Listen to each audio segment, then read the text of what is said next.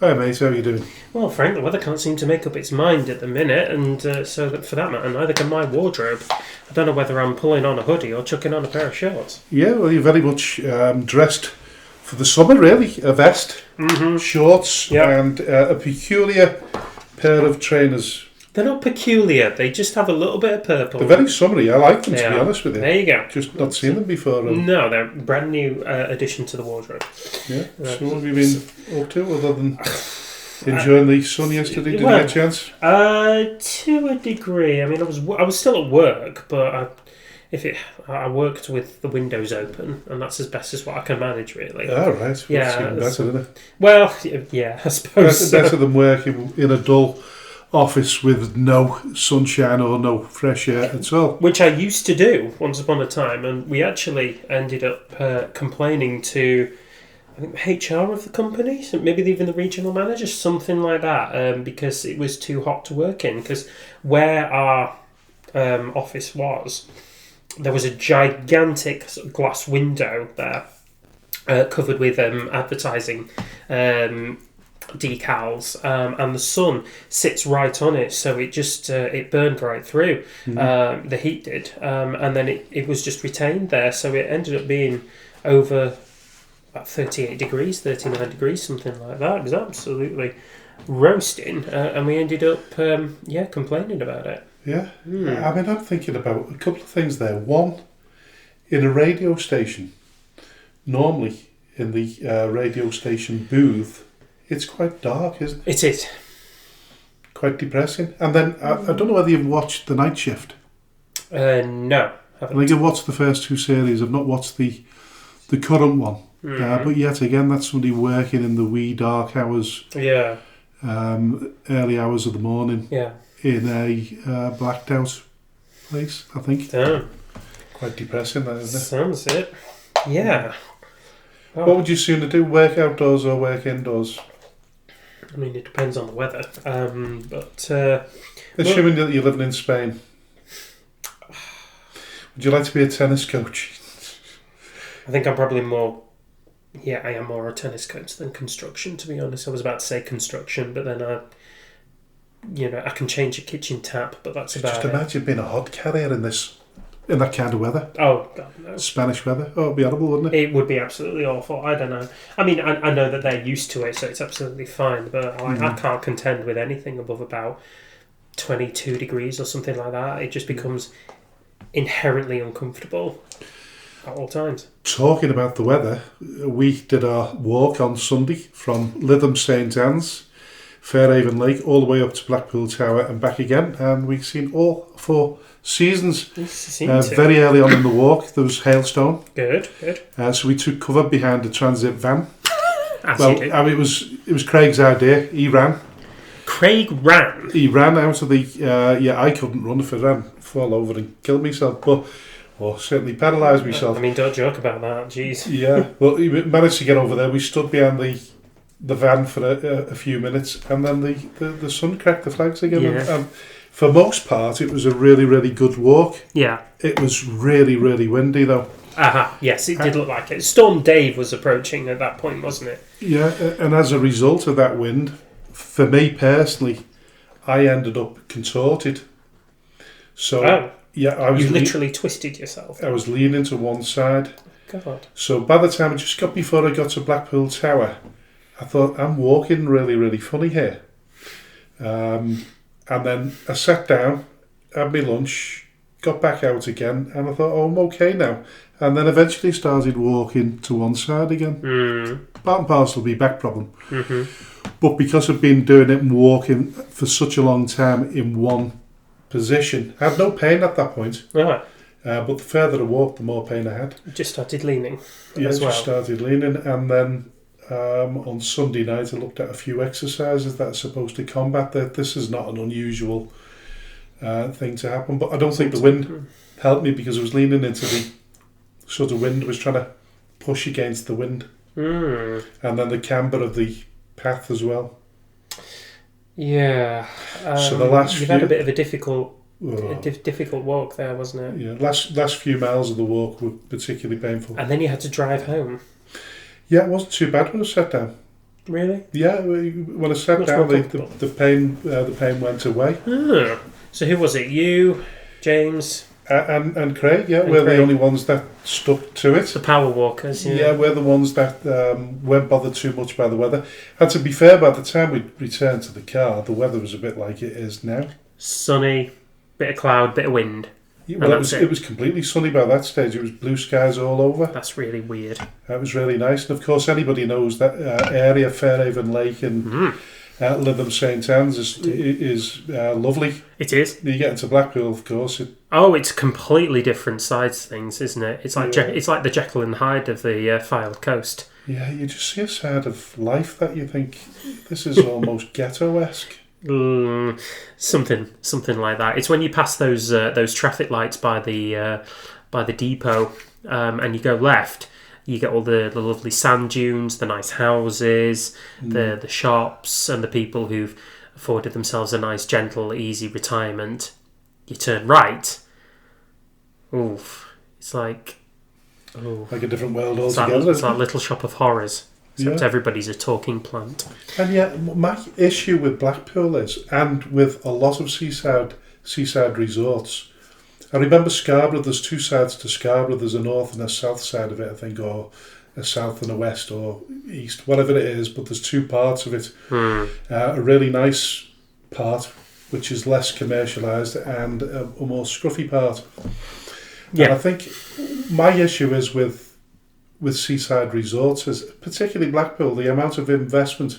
It's not really there, is it? Well, it's not the money that's created through the Blackpool illuminations and the Pleasureland and everything like that. It doesn't seem to be going back into the buildings. It doesn't.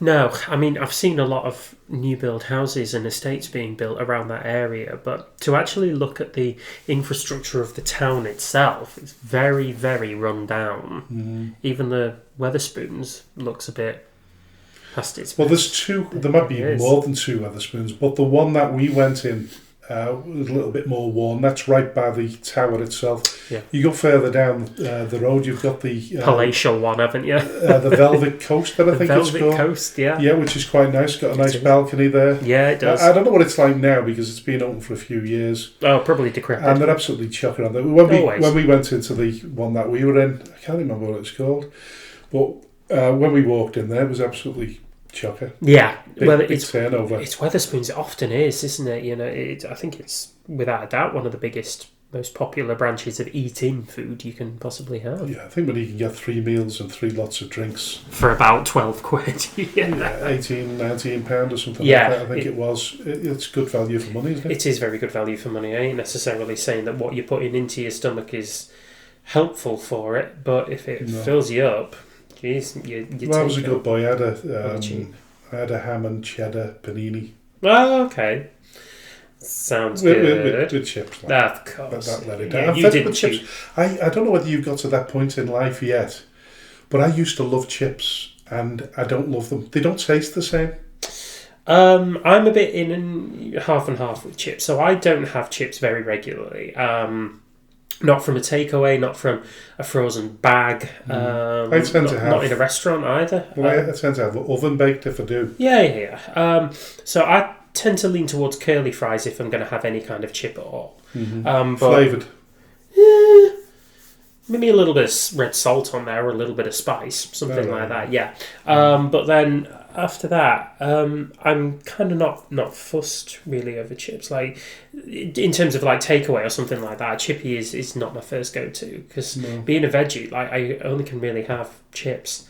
Yeah. Can't have any of the pies or the fish or the burgers or whatever, so it just tends to be I go somewhere else for me food. So what do you have with your chips? Everyone has a condiment. Everyone has a favourite condiment with their chips. Salt. Loads of it. Well, you don't have like ketchup or barbecue sauce or no, I'm not a bit. sauce, curry sauce, gravy. If I'm making my own curry, caviar. I quite like it. No, not caviar. No. I mean, I've never tasted caviar. No, me neither. Well, I probably have somewhere down the line. We can't remember. Uh-huh. And it wasn't that memorable that I've carried on eating it. Carrying it, yeah. I can afford to, never mind anything else. Yeah. But, I think probably back in the day it would have been brown sauce with chips. Fine. I think ketchup's a bit... I think it's wrong. Really? Yeah. But I've even stopped putting vinegar on my chips now. Whoa! Does the acidic kick you in the mouth? I don't know. I think your taste changes over the years, doesn't it? And now It does. Yeah. I've gone from enjoying chips when they were in a newspaper, Yeah. to not really enjoying chips at all. Enjoying them. That's crazy. Because once upon a time you could have it in a good old bag of newspapers, couldn't you? Yes, you could. Yeah, in the old newspaper wrappers. Yeah. No, you can't. No, you can't. It's never harmed us back in the day, but that's like a lot of things that never harmed us back in the day. Yeah, I'm sure your grandfather said that lead or asbestos didn't do him no harm.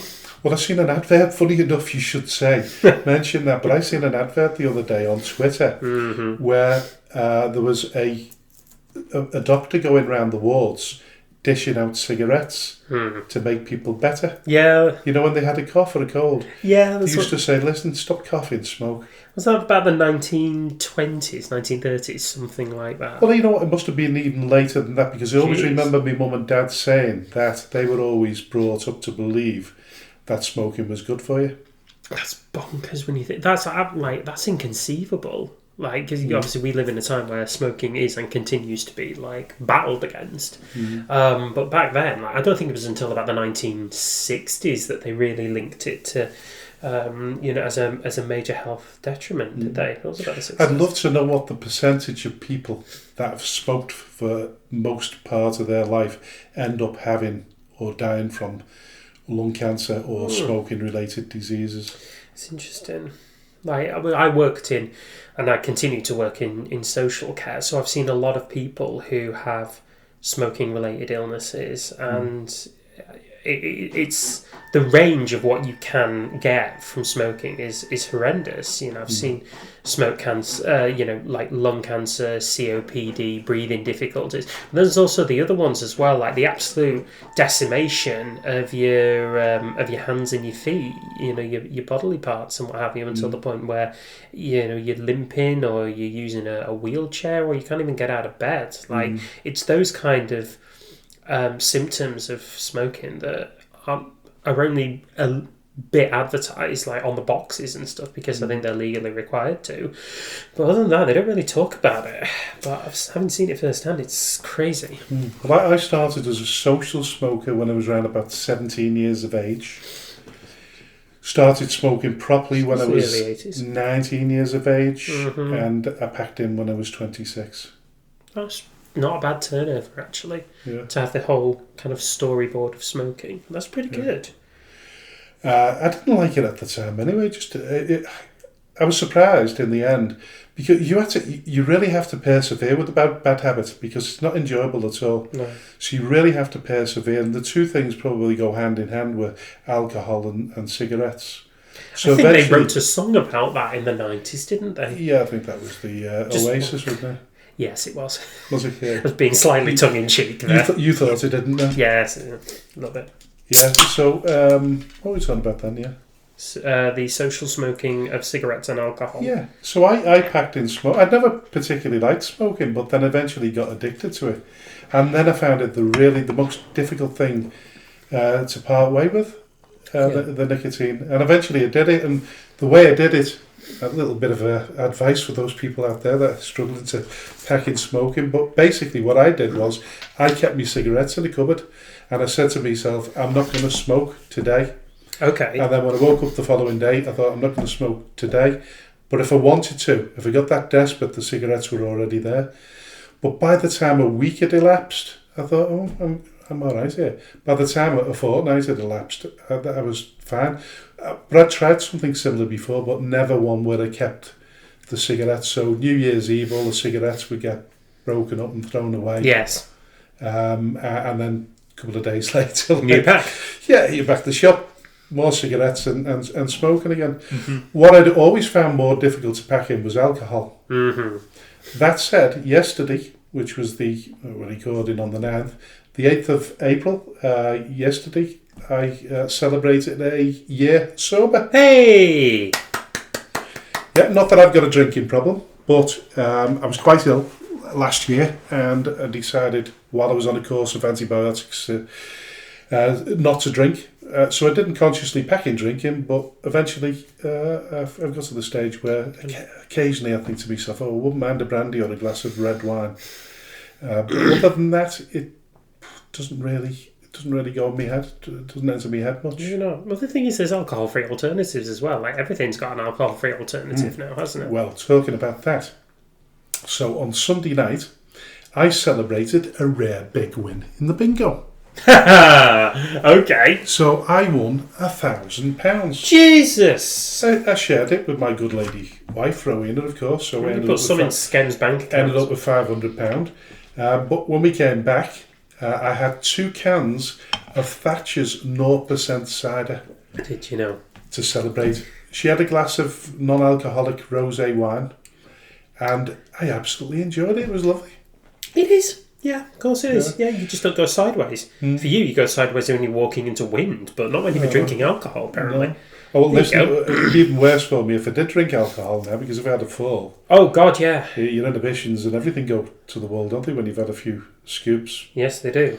And if you're not as steady on your feet, you can end up causing yourself a bit of harm. A lot of damage, which can happen. So, yeah, I didn't find packing in drinking as easy, but I've spent many years now over the last few decades where I've packed in drinking for a year and then come back to it. Packed in drinking for 5 years once and then came back to drinking. And I'm not saying I'm never going to have another drink again, because I was one of those people that actually enjoyed the taste of alcohol. Do you enjoy alcohol? I can give or take it, to be honest. So when it comes to social events, like I might have a small bottle of something, like a Corona or a Desperado, something that's not like massively pint worthy. If we're celebrating a win and anyone from Skem is going into the bar at the end of the game, I will absolutely have a pint of something there, provided I can get a lift home, or not, as the case may be. No. But so what's your go-to short? Because I remember you having a vodka at race night once. I did have a vodka at race night once. My go-to short is probably something like whiskey and coke, like a Jack Daniels, bourbon style thing. Yeah. If we ever do start drinking again, I think we should do a show where we just drink and see how it ends. It's not going to end well, Frank. Like, we'll both pass out and Rowena will have to come in and turn off the recording. That's how bad it will go. We'll be under the table before the pre-show show finishes, probably, because neither of us have a particularly good tolerance for alcohol anymore. This cannot end well. I think a few podcasts have done that before, haven't they? I think the Have a Word podcast. They have a Word podcast. God, they've done everything, them lot. They're absolute lunatics. But they don't have to drink to be mad, do they? No, they don't. Which is a bit of a worry, really, when you can be mad without alcohol. I suppose so. I don't know. I like to think I'm a little bit bonkers, but probably not compared to them lot. I think they're all like on massive amounts of ADHD, I reckon. Yeah. Yeah. You have to be a comic, don't you? To put yourself under that stress and pressure. Yeah. Night after night in front of people dying on your backside at times. Yeah, exactly. And it's always a bit of a balancing act as to whether you get the audience or not.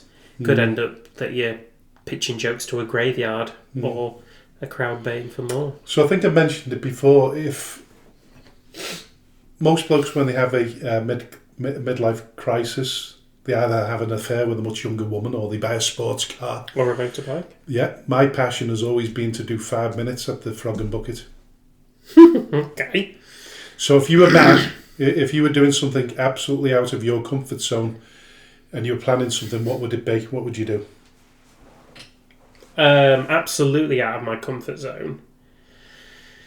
See, the initial instinct is to say skydiving because I'm absolutely terrified of heights and airborne activity. Like, I'm awful as a flyer, on a plane. I have to take medication to settle me down first. So I suppose that would be it, but you'd never get me in a helicopter to get up there in the first place. I suppose outside of that, I couldn't really tell you. So that's We have to stick with the Well, skydiving. this may be a good idea for the two of us to practice and do a double act. I mean, this show is comedic in itself. Little and large. The new little and large. Jesus. The emphasis on me being large and you being little. But I'm not that little. Like I'm just as tall as you, near enough. And both got broad shoulders. But I think anyway. Sid Little was. I don't think he was quite tall, wasn't he? Just thin. He might have been. He might have been. I can't actually remember what he looks like now. Yeah. That might be one to do my homework. Well, Eddie Large is dead now, isn't he? I don't know whether Sid Little is now. I don't know. Is he still alive? I think so.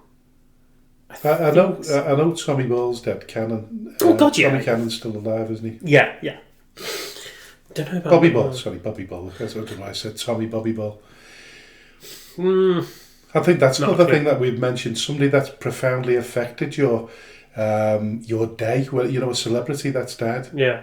But Bobby Ball was, man. Really? Oh, I was absolutely devastated when he died. Really? Yeah. Wow.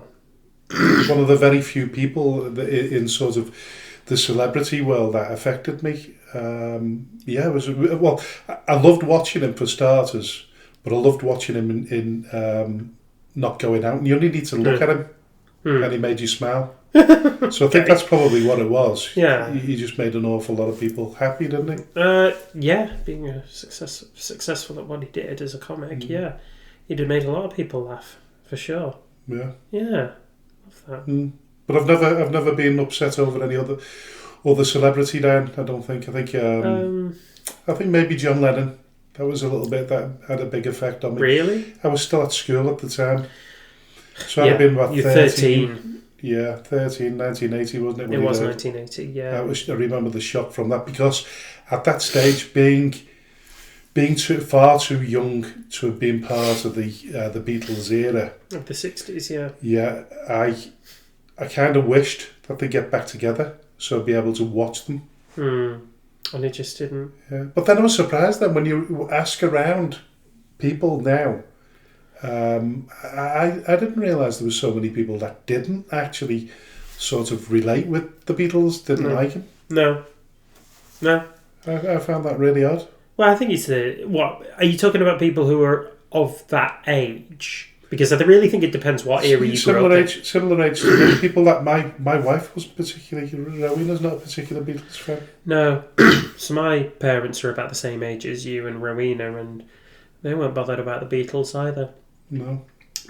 What were they into? A lot of 80s stuff in the disco, really. So I think Adam and the Ant, Van Morrison. Oh God. Who the hell else? The Human League, I think was another one. Human League, yeah. That's but more 80s, isn't it? Mm-hmm.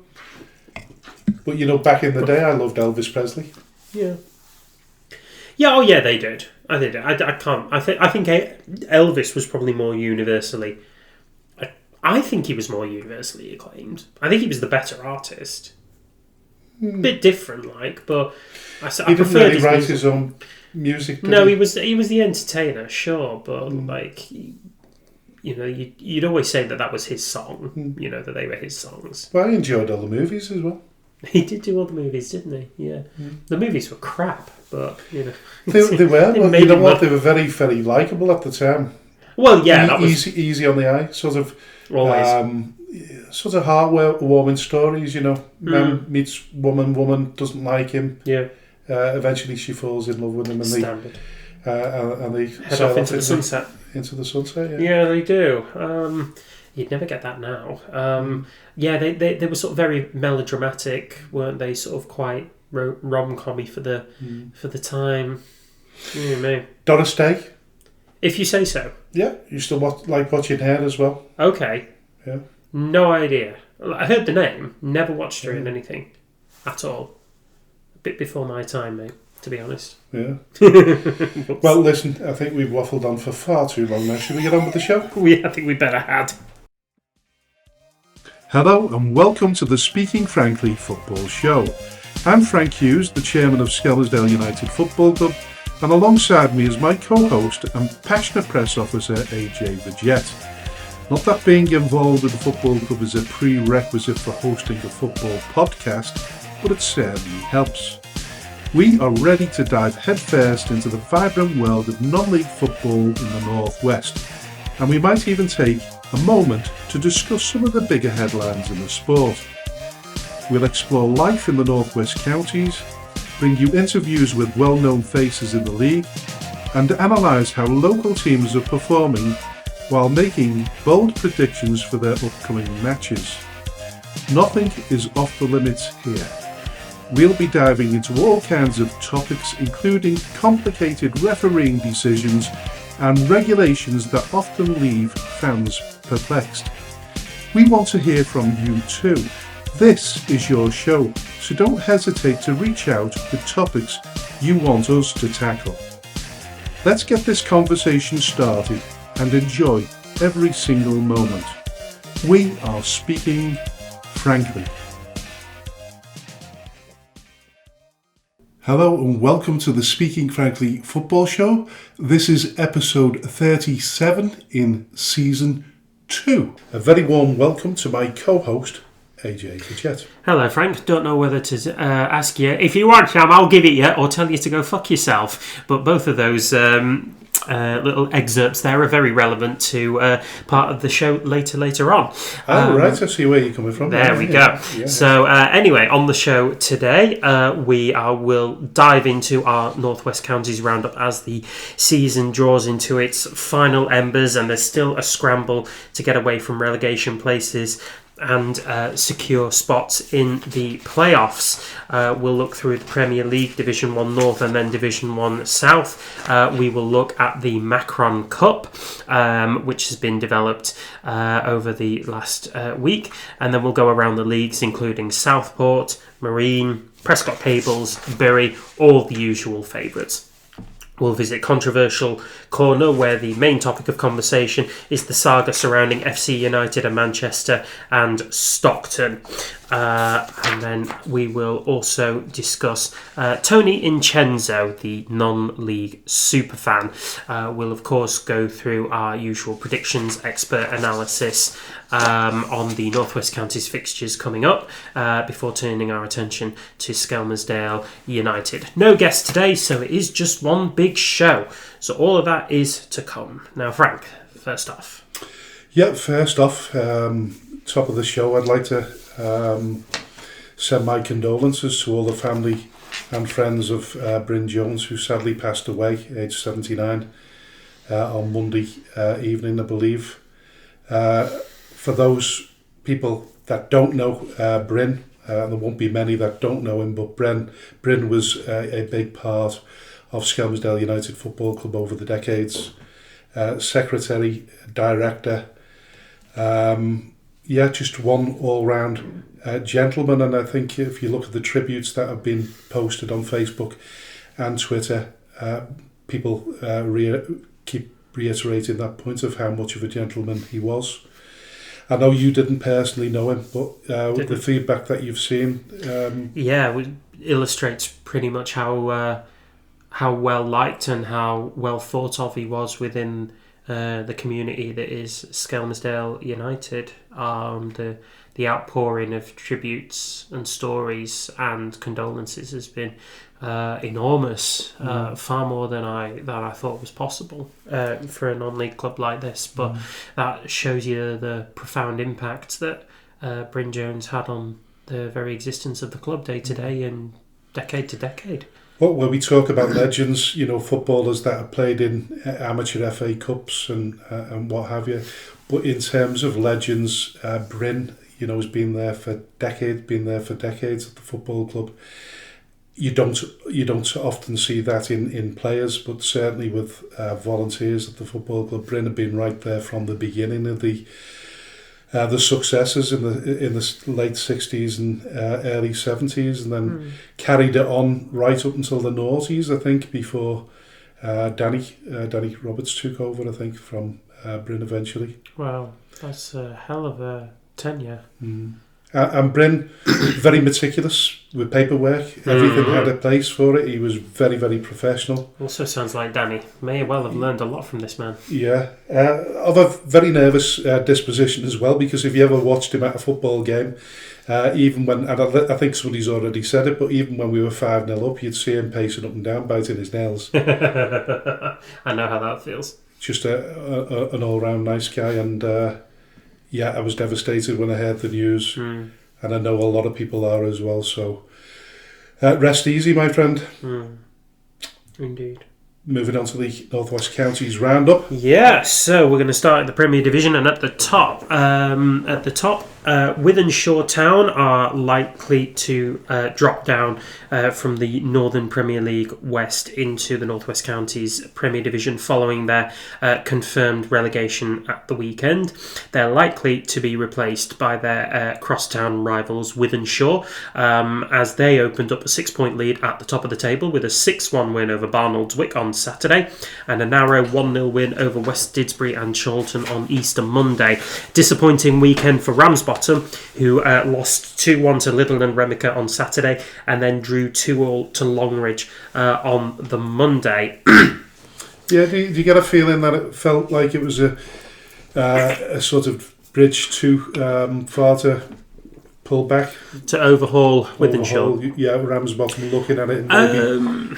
Yes and no. I think they had their opportunities when Wythenshawe themselves lost to Remica. There was a bit of a wobble of what if, and there was a point where they were, I think, a point behind Wythenshawe. So I think they had their opportunity, but I think right now it's.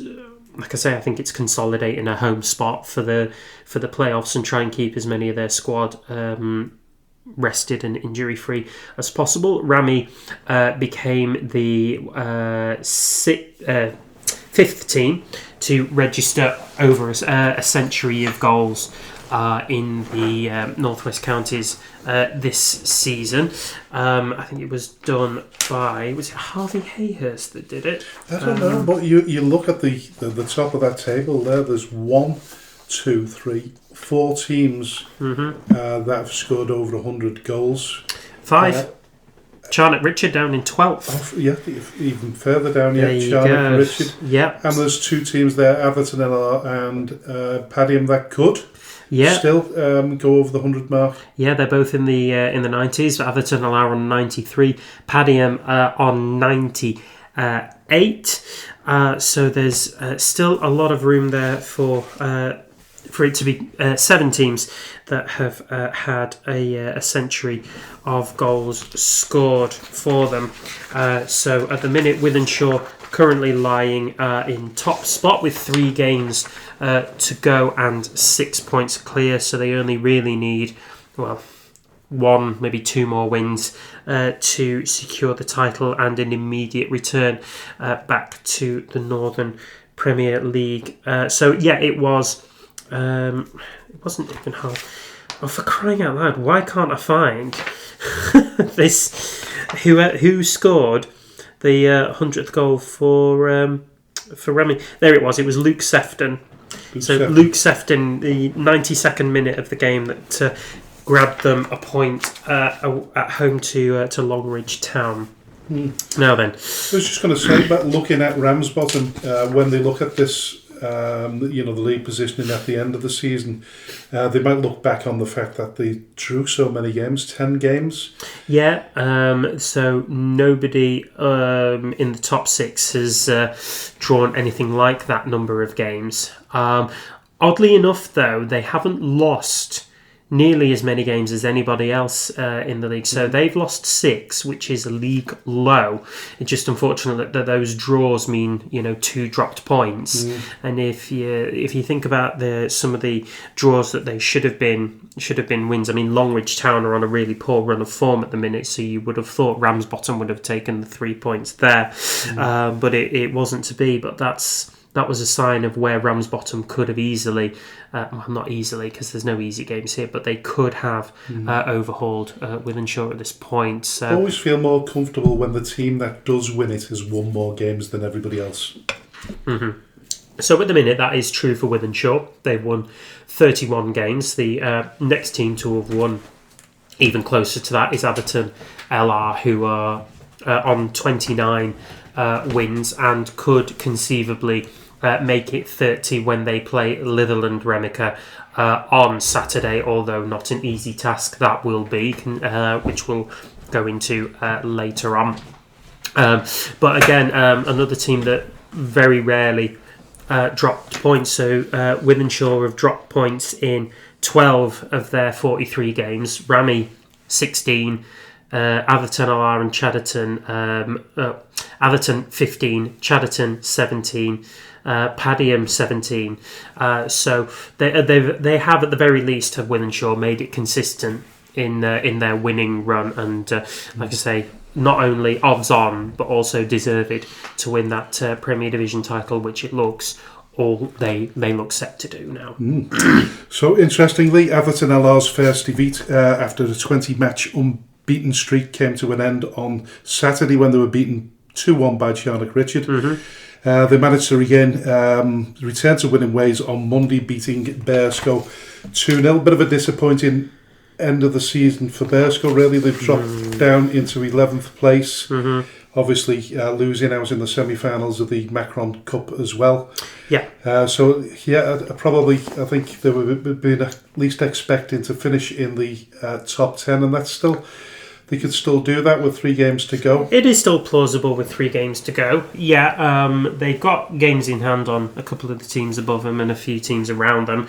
And I think they've got quite a decent points gap over the next place, Charnock Richard. 6 points, having played a game less. So I think the top 10, I think it's where they finished last season, there or thereabouts. So they would have hoped, obviously, that this season was built on more consistency, after last season's run. And I think when it became apparent that the Macron Cup was a supreme chance at silverware after the playoffs had faded, I think they put a lot of energies into that, but they exited the Macron Cup on the Saturday. They lost on penalties to West Didsbury and Chorlton after a 0-0 draw at the community ground. 474 turning out for one of Bearscough's biggest chances to win a cup, but not to be this year.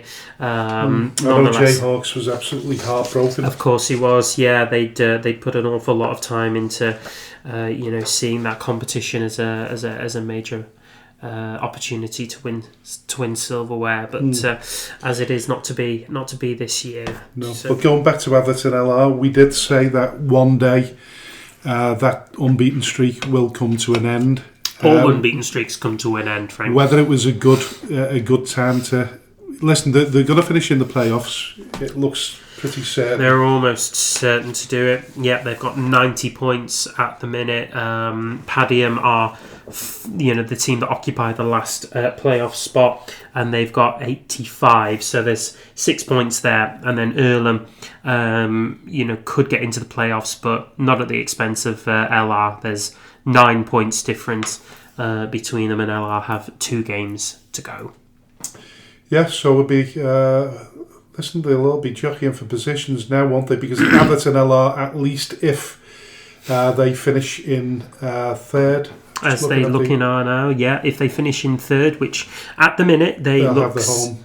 Yeah, exactly. They look set to do. They've got 4 points advantage on Chadderton, so they only need to win 1 game, from their remaining 2 to secure that home fixture. So massively important couple of games to secure them, and then get the players again wrapped in cotton wool before what looks like a semi-final showdown against Chadderton. Well, there's still 2 teams in the equation there. Earlham could still get themselves into playoff contention, as could Prestwich Hayes. Prestwich Hayes doing particularly well. Top of the form charts with 6 wins out of 6, 15 goals and none conceded. Yeah, amazing. It's been a very good run for the Hayes of late, and it's not something that we documented really because they kind of slipped massively under the radar in the faces of your more perennial heavyweights like your West Didsbury and Chorlton's, Burscoes, FC St Helens, all of whom finished above the Hayes last season. But this season, and particularly since the turn of the year, it has very much been Hayes' season. So they didn't play on Saturday against the FC Isle of Man, although we will go into that one a little bit later on. But even after that, on the Monday, I think they had a game scheduled. Well, we'll talk about that more in depth in a minute because we normally leave this to the controversial corner. But given the position and the fact that, like you say, Prestwich Hayes there have got 4 games to play, so they could still finish on 88 points, which could keep them, depending on results, could definitely get them into that top 5. Could get them into the top 5. They will need a bit of a run of luck, though. Again, for Paddy and Earlham to slip up. They done themselves every favour though. They beat Chadderton on Wednesday night by a 1-0. Lewis Holt scoring a penalty with 10 minutes to go. 300 capacity crowd turning out to see that game. Excellent turnout there on a Wednesday night in Prestwich. So they're doing everything that they can at this rate. They've just got to hope that other results go their way. And as mentioned before, Litherland caused an upset by beating Ramsbottom 2-1 on Saturday to move within 3 points of Pilks. Former Schem captain Harry Middlehurst scored the win. I think it was a header. Seen a video somewhere. Was it a header? No, so he did head it. It was sort of saved and dropped, and then he got a touch on it, and he sort of scrambled it over the line. There was a player on the line. He didn't get to it. Right. Just missed it completely. So good little bit of luck there for Harry to get himself on the score sheet, what proved to be the winning goal. However, on Easter Monday, AFC Liverpool beat them 3-1, a game of a few contentious decisions according to the feedback that I'm seeing. Remy and Pilks face very tough fixtures in their remaining 2 games, but you're not going to write Remica off at this rate. Given their superior goal difference, 1 win will be enough for them. Again, providing Pilks fail to win any of their remaining 2 games, all Litherland need is just 1.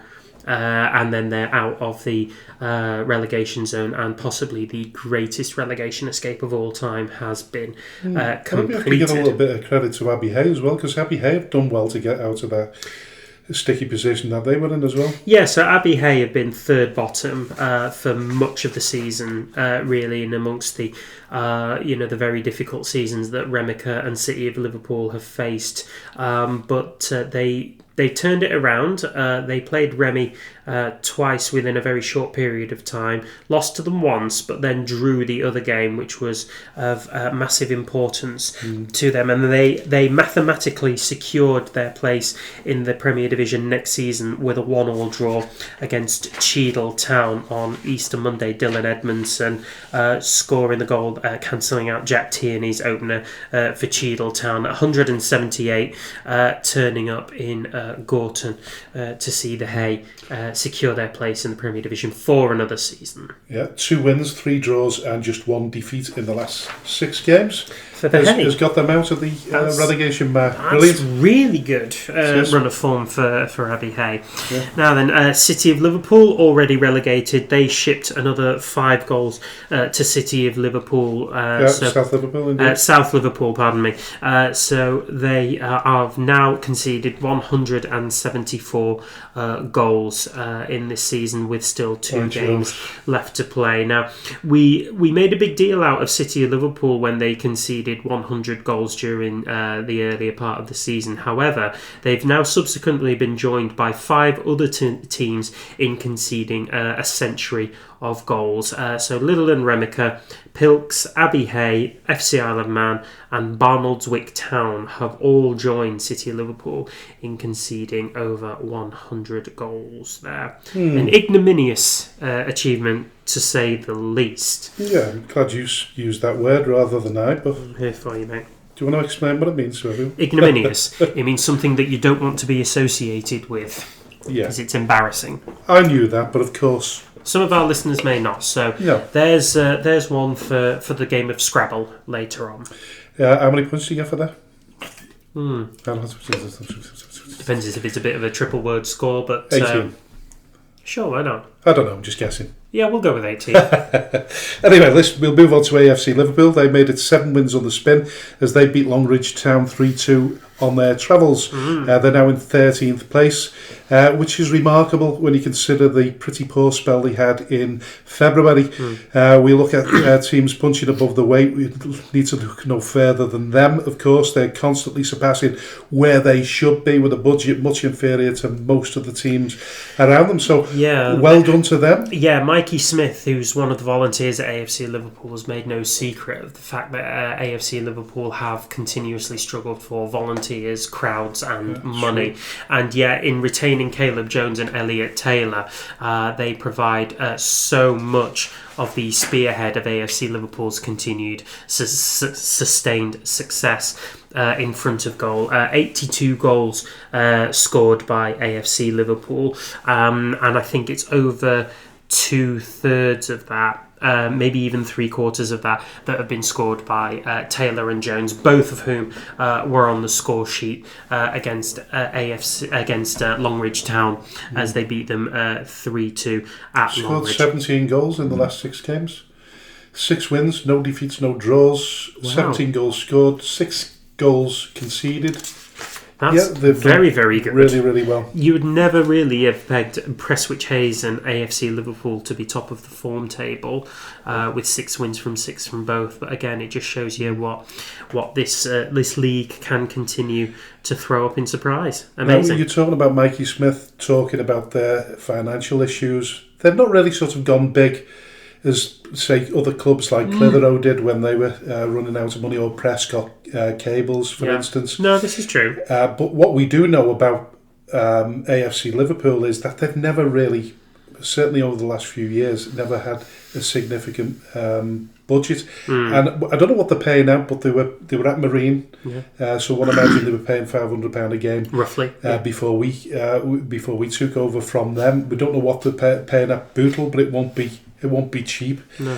So to actually carry on and sustain a healthy position in the Premier Division, it's really... who's the manager there? Is it Phil? I forgot his bloody name now.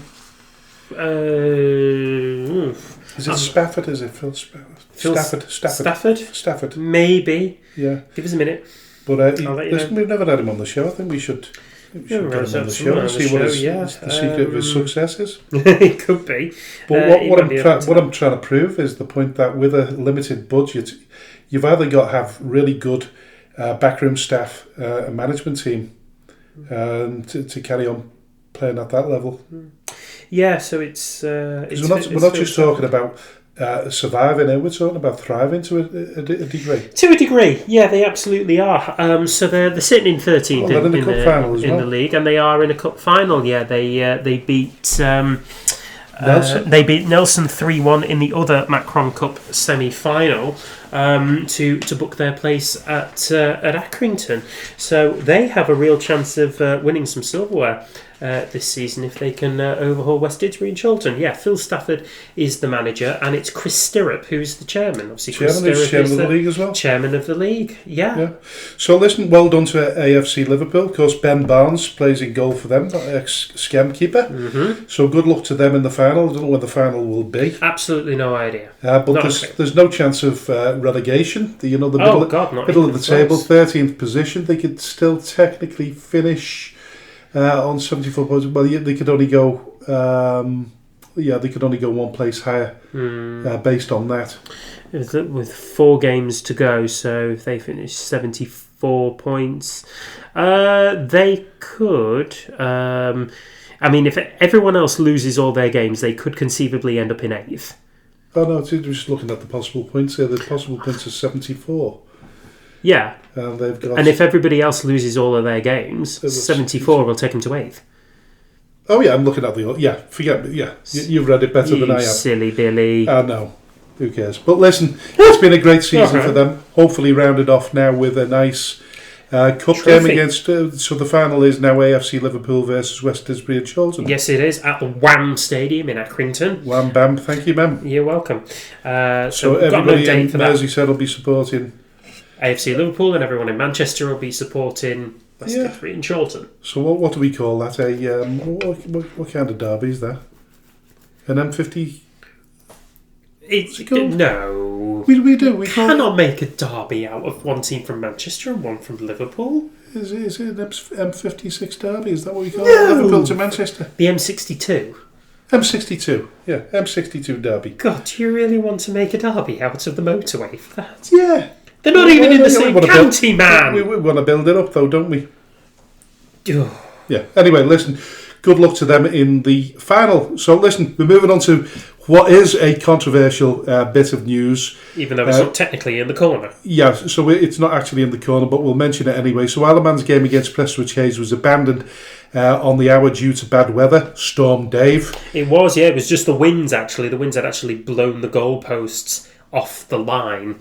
Yeah, because it's a plastic pitch, and of course they have wheelie goals. Exactly. So those wheels went off in motion. Is that what happened? I didn't read that bit. Yeah, a good few feet off the byline, off the goal line. And it can be windy there at the best of times because it's called the bowl. It is, yeah. So it's a bit exposed, to say the least. A bit like a continental football ground, like a Spanish... I'd love to go. Yeah. I'd love to go. Oh, yeah. I'd love to go back again. There you go. So if they get... I would have hoped that they got relegated and we get promoted, but maybe next season. Anyway, so Prestwich Hayes were leading 1-0 at the time. It was abandoned after an hour. The game was rescheduled for 10 o'clock in the morning on the Sunday. Easter Sunday? The Easter Sunday. However, it got to 10 a.m. on Easter Sunday, and Prestwich Hayes were nowhere to be seen whatsoever. And after all the brouhaha had died down, it transpired that Hayes stated and informed FC Isle of Man that they couldn't fulfil the fixture due to injuries, concerns about player welfare, and their return flight to Manchester, and claimed that they informed the league before rescheduling. Hayes' statement came well after the game was postponed, which has given keyboard warriors plenty to comment on. Some suggested they were making excuses and it was considered unsporting behaviour. Others even hinted that the players were out until 4 a.m. drinking. Well, made of that? Personally, I believe that after playing an hour in what would have been horrendous conditions, expecting to play a full game the following morning was a little bit too much, but you can understand why the Isle of Man desperately wanted the game to be played due to the cost implications. The logistics of rescheduling so late in the season would be an absolute nightmare for the Northwest Counties as well. So I don't know whose decision it was to play it the following morning. But bearing in mind, they did have a flight to get back. It was Easter Sunday. I don't know, what's your thoughts? I think they were... I think it's I think they might have been playing the game because... I think it's... I don't know how practical or physically able it is for a team to play a game for 60 minutes and then expect to play a game for a full 90 the following morning. Now, bearing in mind that FC Isle of Man's fixtures take place at 6 p.m, so that gives you less than... If the game is finished at 7, that gives you 15 hours to sleep, fuel up, recover. There's nothing on the line for the Isle of Man, was there? Whereas there is for Prestwich Hayes. There is, like we said, they've got 4 games in hand. Yes, they do. They could still finish in the playoff positions. Yeah, they've got a bit of work to do, but they could conceivably do it. So it was all on the line a bit for Prestwich Hayes. So to come out and say that they're unable to fulfil the fixture, I think that's fair. I really do, because they then have to fly back as well. There may be players who are in work first thing on Monday or Tuesday morning. So I think all the logistics were stacked against them, and I completely understand why they wouldn't want it to go ahead. And if you're backing the Isle of Man in terms of financially, then this is a big blow for them. It's going to be a costly exercise getting the game played again? Yeah, it is. It's. Do you see it actually happening? Do you think we might see a walkover here in Prestwich Hayes awarded?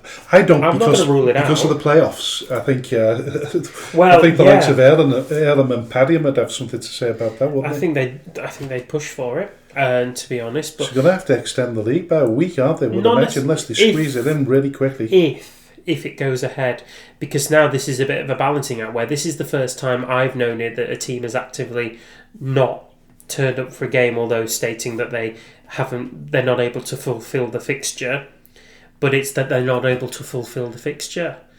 Because it was 3 days later, wasn't it, when they actually released a statement to explain the reasons why they weren't playing it. Mm-hmm. Yeah, it is. But then after they played 90 minutes on the Easter Sunday against FC Isle of Man, they then got to fly back home. And then they've got a game on the Wednesday night against Chadderton to prepare for as well. That's a hell of a lot to ask for a semi-pro club. And it compromises their possibilities of getting into the playoffs. So I'm more with Prestwich Hayes on that, but I can understand why Isle of Man would have been desperate. Yeah. To get that game played on the Sunday morning. And if the rumours are still hanging round or lingering about them leaving the Northwest Counties Premier Division next season, a lot of it will be down to finances, I'm pretty sure. I think so too. Yeah, that might just be a final nail in the coffin if it's true. So we haven't heard anything to we're led to believe it isn't. So we're hearing whispers, but nonetheless, I think it'll be really. What do you think the league will do?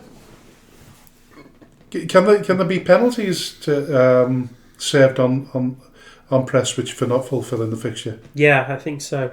I think if they were instructed to fulfil that game at 10 o'clock in the next morning, why did they... Who's offered it though? Isle of Man offered it and the Northwest Counties have agreed to it, and then they found out that Prestwich Hayes can't fulfil the fixture because they've got injuries and they've got a flight to get back. Well, surely Prestwich Hayes are the first team that you ask, even before you discuss it with the league. You discuss it with the opposition first.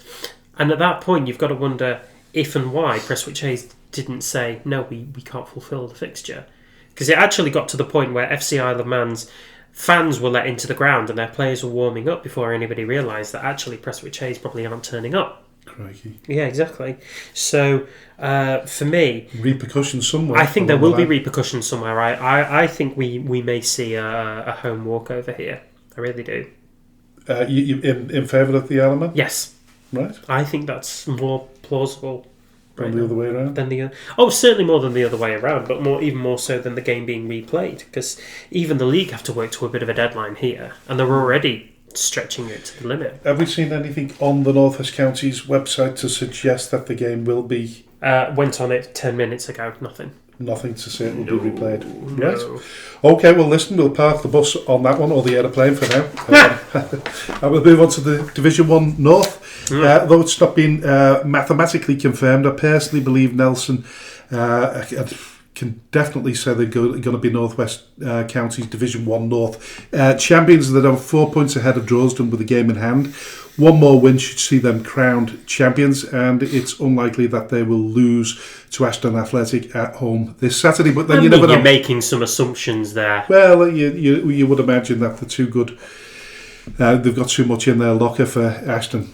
Potentially, yeah. I mean, they have been dealing with an enormous fixture backlog, but they have some semblance of breathing space. I think they last played on Easter Monday, akin to everybody else. They beat Darwin by 1-0. Billy Priestley with the goal 6 minutes before time at the Little Wembley, giving them 3 points whilst and retaining that 4-point advantage over Droylsden. So they are almost there. A league that they, thought that they might win last season, they're almost certain to win this season. So what an excellent job Aaron Ripley has done, and his team are almost there.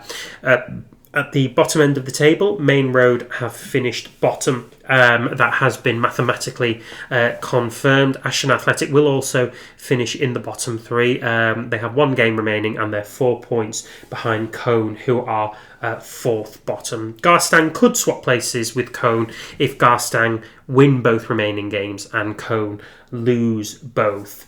But Main Road picking up the wooden spoon this season in the Division 1 North with 21 points accrued from 32 games. What I have noticed is that on the North West Counties website there's no confirmed relegations at all, even though we can safely say that Main Road have finished bottom. Mm-hmm. So just reading between the lines there, is there going to be any relegation at all in the North West Counties First Division North? No. I did question that earlier on this week and sort of the latter part of last week. I did question whether there would be or not. My initial feeling is no, because of this impending expansion of the Step 6, which is due to take place at the beginning of the season after next, so 27-28. I don't think that there will be for now.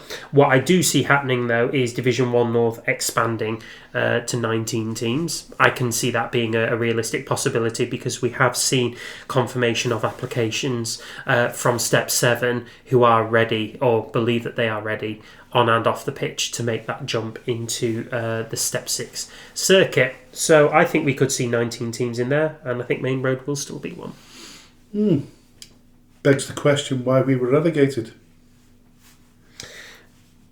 I mean, our points different. Our points were much lower than. Yeah, I don't think the league will be increased this season. At the end of this season, do you not? No, I'd be disappointed if it was. But then we still don't know what's going to happen with Witness or Flixton. Do we? No, exactly. No, which again, have we heard anything? No, not a whisper. Not a whisper. Of anything? I honestly believe that may be why the First Division North extends into 19 teams to accommodate one of those. But I keep bashing that bloody drum, don't I? About if we'd have resigned from the league and then reapplied, did we have more chance of going up than we have now? That's what would really annoy me. It would really annoy me if Widnes, or not so much Widnes, but maybe Flixton, because Widnes had to drop out of the Northern Premier League. Yeah, when we they'd already took their relegation.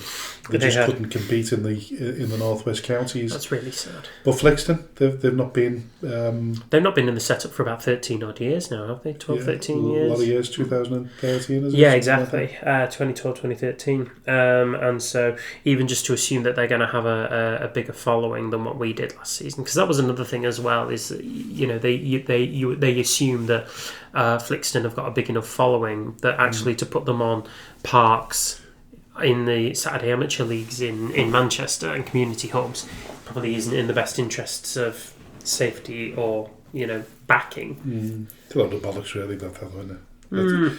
I mean, they're talking about actually filling buses of 50. You know what I mean? That's not big crowds, is it? To away games. Depends how many buses. No, one coach. Is that it? One coach of 50. Oh. I think to prove that they had a decent following, they had to fill a coach of 50. I think, but listen, we've never got anybody on the show. Nobody's ever came forwards to... What, from Flixton? No. Interesting. Even though we've... Listen, not that anybody from Flixton might listen to this, they might do if they join the North West Counties, but it'd be interesting to see what the political stance is on that. I think we tried to speak to... When we had... Martin Fallon on. Martin Fallon on the show the other week. Did we mention it at all?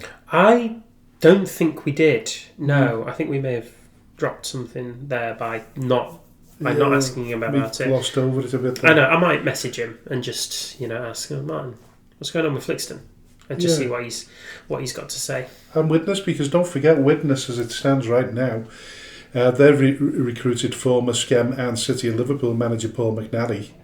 And as their number 2, they've got Graham Hastings as well. So they're already organised. They're ready to, whatever, come what may, they're ready to hit the ground running. They are ready to hit the ground running. You've got some good good staffers there in McNally and Hastings. They're going to bring in some quality players. My wonderment will be whether they start in Division 1 North or Division 1 South, if they do indeed make it to Step 6 anyway. Or whether they start in the Cheshire League. Or whether they start in the Cheshire League, yeah. Or the Liverpool County Prem. Oh, God, don't do that. Yeah. Just another flipping... Yeah, another bit of a hurdle for us to graft through. Yeah. Can you imagine? Anyway, let's not try to worry about it too much. But we're probably not going to find out until the end of May, early June. No, we're not going to find out. Which is even more frustrating, isn't it? I know, we could have really done without that. But we need to get somebody on that knows a little bit more about the possibilities. Yeah. Because nobody's really... They've talked about the teams applied from the Step 7, but nobody's really talked about Widnes or Flixton. We need to clarify that because it's really annoying me. It is frustrating. Anyway, we're going to move to Division 1 South. So it's already been confirmed that Runcorn Town, our champions, have been promoted. They took 4 points over the weekend. Did they? Are you sure? Yeah. They dropped a couple of points, didn't they? The first game. So they drew 2-2 with Cheadle Heath Nomads. Yeah, I think so. That is the second time that Cheadle Heath Nomads have played the champions, either immediately before or immediately after they were confirmed as champions. So they played the Winsford United. Yeah. And it was the game that Winsford had to win to confirm themselves as champions. Anyway, Winsford won 4-0, whereas this time around, Cheadle Heath Nomads held up Runcorn's charge towards the championship, and they drew 0-0. As it was, Runcorn Town, they did get over the line, and they played Stockport Georgians in their first game as champions. Stockport Georgians, who are in third, they came back from 2-0 down, did the Georgians, to take a share of the points after Tom Ruffer's double early on in the second half seemed to have set Town on their way to 3 more points. Nonetheless, it wouldn't have figured too badly for Runcorn Town, because then what they did is they went and visited, they hosted Vauxhall Motors in the Cheshire Senior Cup semi-finals on Wednesday, and they won by 3-1. Tom Ruffer opening the scoring after 4 minutes, and then Connor Spears with a double in the first half, putting Town 3-0 up against their Northern Premier League rivals, who pulled one back with 15 to go through Jawad Jabreen, but it was all in vain, as Town now, in addition to being promoted, are through to the final of the Cheshire Senior Cup. Yeah, I predicted that one, by the way, because you did. Maybe Vauxhall have got bigger things on their mind, which is just outside the playoff positions in the Northern Premier League West. But listen, the other little bit of a fact there, I think they are the lowest ranked team to ever qualify for the final of the Cheshire Senior Cup. Amazing. So, an amazing feat once again by Runcorn Town, and I think they've got another final as well, haven't they, on top of that? Absolutely no idea. Maybe? Is it the Edward Case final? I don't know. I don't know who that's between now. Now that you've mentioned it, I haven't got a clue. No. In between both of those games, actually, on the Easter Monday, they played Barnton and won 3-1. Charlie Harlan, Gary Robinson and Kieran Alley with the goals to give them 3 more points. The only disappointing thing about Runcorn Town and the football that they've played is that they're not getting a bigger audience. I think it deserves a much bigger audience. Oh God, yeah, it deserves a much bigger audience. So the game on the Wednesday night, the Cheshire Senior Cup semi-finals, 174 turning out for that one. It's not big considering a semi-final. Their game against Barnton, 121. So it's not massive. I mean, it's a bit out on the limb. Really, isn't it? Considering they've got to share the town with the Linnets, and the Linnets evidently garnering more demand for viewership, considering how good a season they're having. But, Runcorn, it does seem a little unfair. Yeah. So moving on to the remaining spot in the playoffs, it's contested by Stafford Town, who've completed their fixtures, and Asheville, who are 3 points behind with the game remaining. Asheville would need to score more than 8 goals against Sandbach United. Telford could still catch Stafford with 2 games left, but they're currently -4 in goal difference, and compared to Stafford's plus 23, it looks like Eccleshall, Stockport Georgians and New Mills in the playoffs. Along with Stafford Town, who at least hold all the cards, so to speak. As we say, Asheville do have one final game, but that is against Sandbach United, who are a place lower than them in the table. And Asheville coming into this game on a bit of a difficult run of form. They just lost their game on the Easter Monday. They lost 2-1 to Camel Laird. So that's put them very much on the back foot, where they really could have, if they'd have won that would have been them all but sorted for the playoffs, but perhaps not to be this time around for the Wallasey-based Asheville. Stafford again looking to hold all the cards. Eccleshaw's 3-2 win over Folymere on Wednesday night meant that they are now confirmed as the Division 1 South runners-up. So an excellent job from Liam Kelly. He was our guest on episode 22 back in December 2025. We guessed he was destined for success back then, so they've been in the playoffs now twice in the past 2 seasons, this time as the runners-up, and they have home advantage going into the semi-finals, which looks at the minute to be Stafford Town. And more confirmations at the bottom. Matty Boswell's Shawbury United finished their season on 31 points, surviving relegation by earning 10 points in their last 4 games. Boswell's turned the club's fortunes around after quitting Telford Town and taking charge at the end of 2025. They had only 14 points then and looked set for relegation pretty much, didn't they? Yeah, they did. We thought that they would be, out on their own as far as relegation was concerned. Obviously, taking into account Wolverhampton Sporting Community's quite wretched half-season there before they eventually withdrew, we thought Shawbury were going to be odds-on to finish bottom of the pack, but it hasn't proved as such, and they beat bottom place team Hormond by 2-1 on the Easter Monday. Jamie King scoring a double for Boswell's Shawbury to see them pull away from Market Drayton Town, and they will absolutely confirmed as finishing 15th, having as well as Stafford played all their games across this season. 9 wins, 4 draws and 21 losses. This will be a very big rebuilding job for Matty Boswell as he looks to turn around the fortunes of Shawbury, but getting them free of the even the bottom 2 or 3 is an achievement in itself. Again, because of the withdrawal of Wolves Sporting Community, we're not anticipating any relegation from the First Division South this time around, as they started with 19 teams in the first place. Possibly 1, but definitely not 2. Certainly not 2. No, I didn't even know that 2 could be relegated from the First Division North or South at this point. So Hormond will definitely finish bottom. Yeah, they will. Fighting for survival or Alsager, 1 place above bottom, but with a game in hand on Market Drayton Town. So if Market Drayton win against Folymere this Saturday, Alsager will end up in the bottom 2. Dan Dawson won't want to wait for that, of course. So next Wednesday's Hormond versus Alsager game before he can find out what the club's fate is. So pretty much would like to sort that out by the weekend, wouldn't he?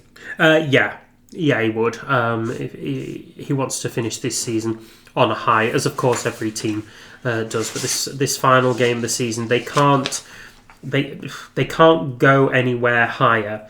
All they can do is go 1 place lower. It's been a difficult season for Market Drayton Town, unfortunately. We've seen the difficulties that they face as the season has progressed, but we just hope that maybe they finish on a high to give Dan Dawson something to... Yeah, really to nice shout. guy. You just Lovely fella. you wanted to do well, don't you? And it's been a disappointing end to the season. But if he can pull that off and stay in the position that they are, then that could be seen as a little bit of a success at the end of the season. Yeah, very much so. So we've already covered the Macron Cup.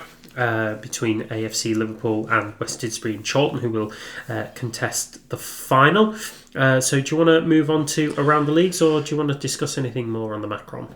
No, I think the Macron Cup is pretty much... I think probably West Didsbury and Chorlton probably be slight favourites going into that. Yeah, they will. Yeah, they have had a decent enough season. I think they probably maybe a little bit disappointing by their own standards, considering they finished in the playoffs last season, whereas this time around they look set to finish in 9th position.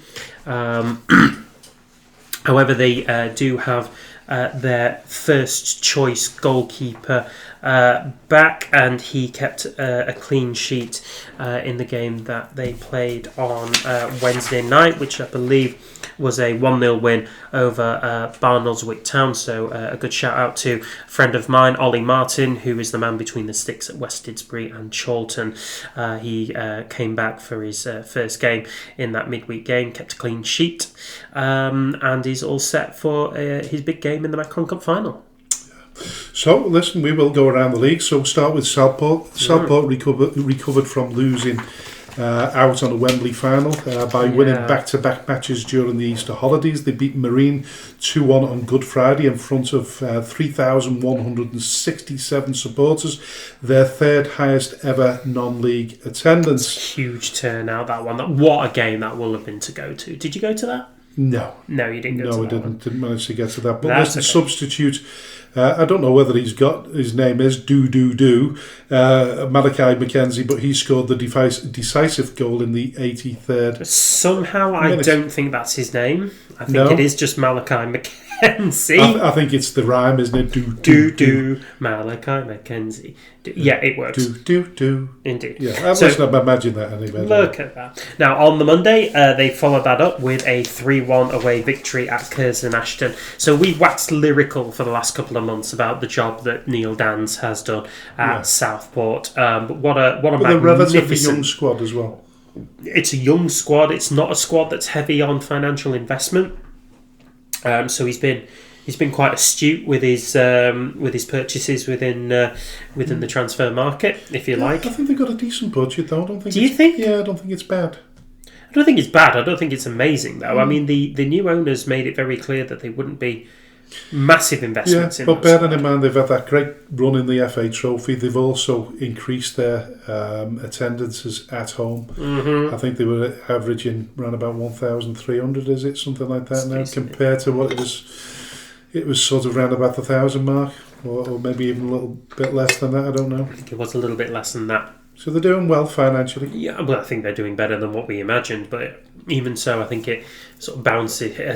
Maybe it reflects the owner's desire to reintegrate Southport within the community. I don't think they wanted to overspend, so we're pretty sure of that they wanted sustainable football. So we know that they're not going to throw good money after bad. No. So the housekeeping's probably in order. But listen, Southport are now clear of relegation, which we knew for a while. But it did look. Listen, it's not so long back when you were thinking it could go either way. It was a little bit edgy around about Christmas time, didn't it? Yeah. I remember speaking to Tommy Lawson at the time, and Tommy said there's enough there to avoid relegation, and he's been proven right. Absolutely, he's been proven right. Very rare that he's wrong. Yep. Anyway, Southport face Leamington this Saturday at Hague Avenue. Yeah, Marine lost to the Sefton Coast Derby. I don't know whether you can call it that, but bounced back by beating Chorley 2-1 at the MTA with 1,293 spectators. However, they lost to Hereford 1-0 on Wednesday night. Yeah. They still have even now a slim chance of getting into the playoffs. Harry, unlike you would have thought. It's a little bit different. Yeah, so they're in 12th at the minute. So the playoffs is cut off at... Is it seventh? Seventh, yeah. Yeah, which is currently occupied by Merthyr Town on 67 points, Marine on 58. So they've got 5 games to go, have Marine. So that's 15 points. So that takes them to 72. And that's assuming that everybody in amongst that loses all of those games as well. It's highly unlikely. It's highly unlikely. Regardless of that, Marine, I think they were expecting to be a little bit better. We know that they had the very, very difficult season last season, and it ended on a real high. I think we thought that considering where they were, because they were having dalliances with 7th, 8th and 9th at the beginning of the year, but they've dropped off quite substantially since then, and now find themselves middle of the park. Some occupying. teams seem to benefit from a good cup run. You get the feeling with Marine, things have turned a little bit flat. Yeah, in the same way that it did for Clitheroe as well. Yeah. So it's been a season full of learning curves, I should imagine, for Bobby Grant. His team currently are with 17 wins, 7 draws, and 17 losses, and a goal difference of -7. It's a recurring number in there somewhere. Help me find it. But anyway, Marine at the minute in 12th place. I should think that they'll finish higher than that. I would like them to finish in the top 10. I think that's plausible for them. Listen, we have to remember that, of course, Bobby Grant, it is his first job in management. So he's done extremely well. Fine, we'll give him that. Anyway, they're away at Darlington this week in 6th place, Darlington. So if they are going to launch any kind of ridiculous assault on the playoffs with 5 games to go, there's your place to start. Now then, Northern Premier League, so Prescott Cables. So we've talked frequently over the last few shows about the difficulties that Prescott Cables have been facing, and with 3 games remaining, they are second from bottom, 4 points from safety after a 3-0 defeat at Hensford Town. Their season doesn't get any easier, unfortunately. Their next game is away at Leek Town this weekend, the promotion-chasing Leek Town, if I remember rightly, or certainly playoffs. Certainly lofty. Lofty ambitions, yeah. So even with Widnes having withdrawn from the league at the beginning of the season, there are still 3 relegation places on offer. Excuse me. And it's themselves, Stocksbridge Park Steels, and I think Rushall Olympic occupying the relegation places at the minute. Do you see it happening for them? I think they're going to get relegated. Unless there's any reprieves or anything like that, I don't think there is. Yeah, it's less likely at this level. So I think unless they battle and gain 3 points on near enough any and all of their games at the minute, I think they are set for. It's a double-edged sword, isn't it? They've had to cut the budgets because the crowds have dropped because they're not playing particularly well. But that's always the worry, isn't it? You can't readjust if the crowds go down. I mean, at least if you're Everton or Liverpool, your crowds don't really go down. You still not especially. You've still got a full house. You've still got full sponsorships coming in. I think with Prescott, everything is dominated by what comes through that gate, as well as sponsorship. Good cup runs in the FA Cup and the FA Cup. Yeah, you need that to balance the things a little bit better. But we always say about whether Prescott, whether at the natural level, it appears that they're not. No, and maybe the drop down to the Northern Premier League West will be a blessing in disguise. Could very well be a blessing in disguise. Gives them an opportunity to provide a bit of a reset. So they'll be resetting the budget, resetting the playing squad, I should think. Do you think Steve Daly will still be there next season? I don't know. Listen, I think he will.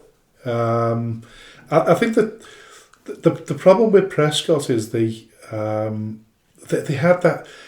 They went up at a time when they probably weren't expected to go up, really. and the gates just sort of built up because they were getting into that playoff position. And then, they managed to beat City of Liverpool in the final.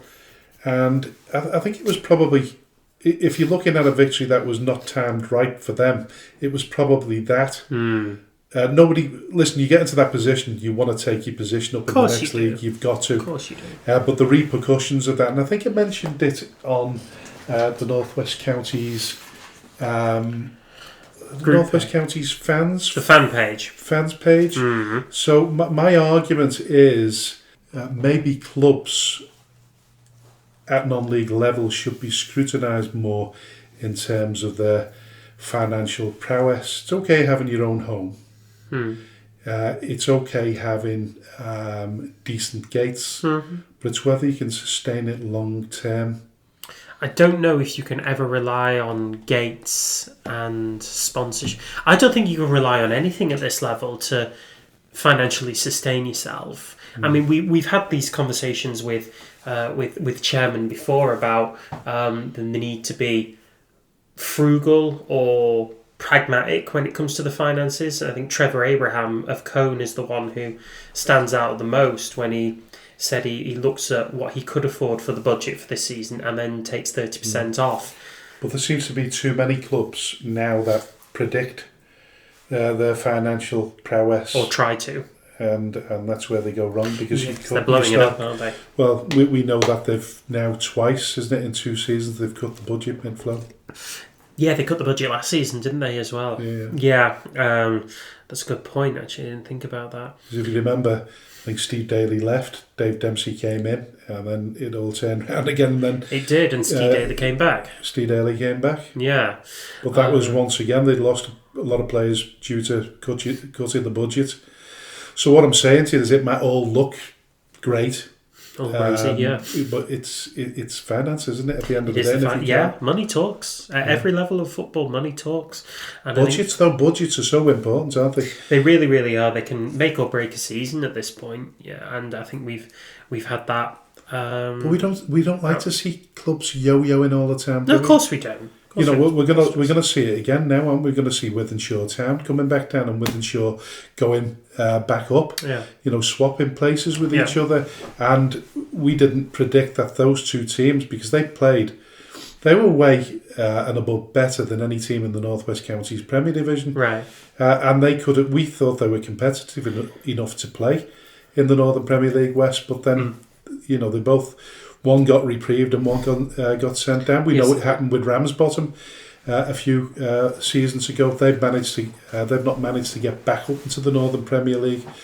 Wythenshawe have done it first time. Have they got their act together behind the scenes? Are they prepared? Possibly. I would imagine they are now because they've been through it before. Yeah, that's right. But it's all very disappointing because Prescott Cables, you know, we've got a soft spot for them. But it just doesn't. It went from being an average club to having huge gates, gates that were you wouldn't really associate with Prescott. Yeah. I think they came off the back of the pandemic, you know, and a lot of non-league clubs benefited from supporters going back to watch football because they were allowed back into stadiums, non-league football, into non-league stadiums, and it generated from then. It got better for Prescott, and then they obviously had that bit of success. But like I say, if you're not having success, we know how fickle supporters are. They just drop off and make it more difficult, and then they moan about it. Yeah. You know, they moan about the fact that you're not competitive enough, but you can't be competitive without money because money rules football. So keep paying for tickets. Yeah, keep going, Please. Keep supporting them because they need you. Yeah, they do. So listen, moving on to Bury. Bury started the bank holiday with a 4-1 win over Congleton Town, but they drew 1-1 at Clitheroe on Monday. They remain 2 points ahead of second placed Avro, who won against Shifnal and Trafford. Trafford are now relegated alongside Wythenshawe Town. That's been mathematically yes, it has confirmed. Yeah. So Bury played Nantwich Town at Gig Lane this Saturday. Very much still in their hands. It is still in their hands, yes. So they have got a 2-point gap over Avro, a 3-point gap over the form team Staley Celtic, who have now gone. It's either 14 games unbeaten or 14 straight wins for Staley Celtic. A ridiculous run of form, to be honest. But they've got 3 games left of the season. Everybody in the top 7, everyone who could conceivably still get into the playoffs, is in the top 7, and it just seems to change hands week on week. But at the minute, Bury's dropped points, and that could have been worse as well had they not scored in the 93rd minute against Clitheroe. That could have been an awful lot more worse for them. But as it is, it's still very much in their hands. Avro, as you say, they beat Shivnal and Trafford. This is not only their highest ever league position that they have achieved in the Northern Premier League West level, it is also the first time that they will contest in the playoffs, because that has been mathematically confirmed that they will be at least in the playoffs this season, if not, winning the whole thing. So a very, very big well done to Avro. As you say, Trafford have been mathematically relegated alongside Wythenshawe Town. Darlaston still not technically out of it just yet. However, a positive result for Stafford Rangers or a negative result for Darlaston in their next game will see them relegated as well. They visit Mosley,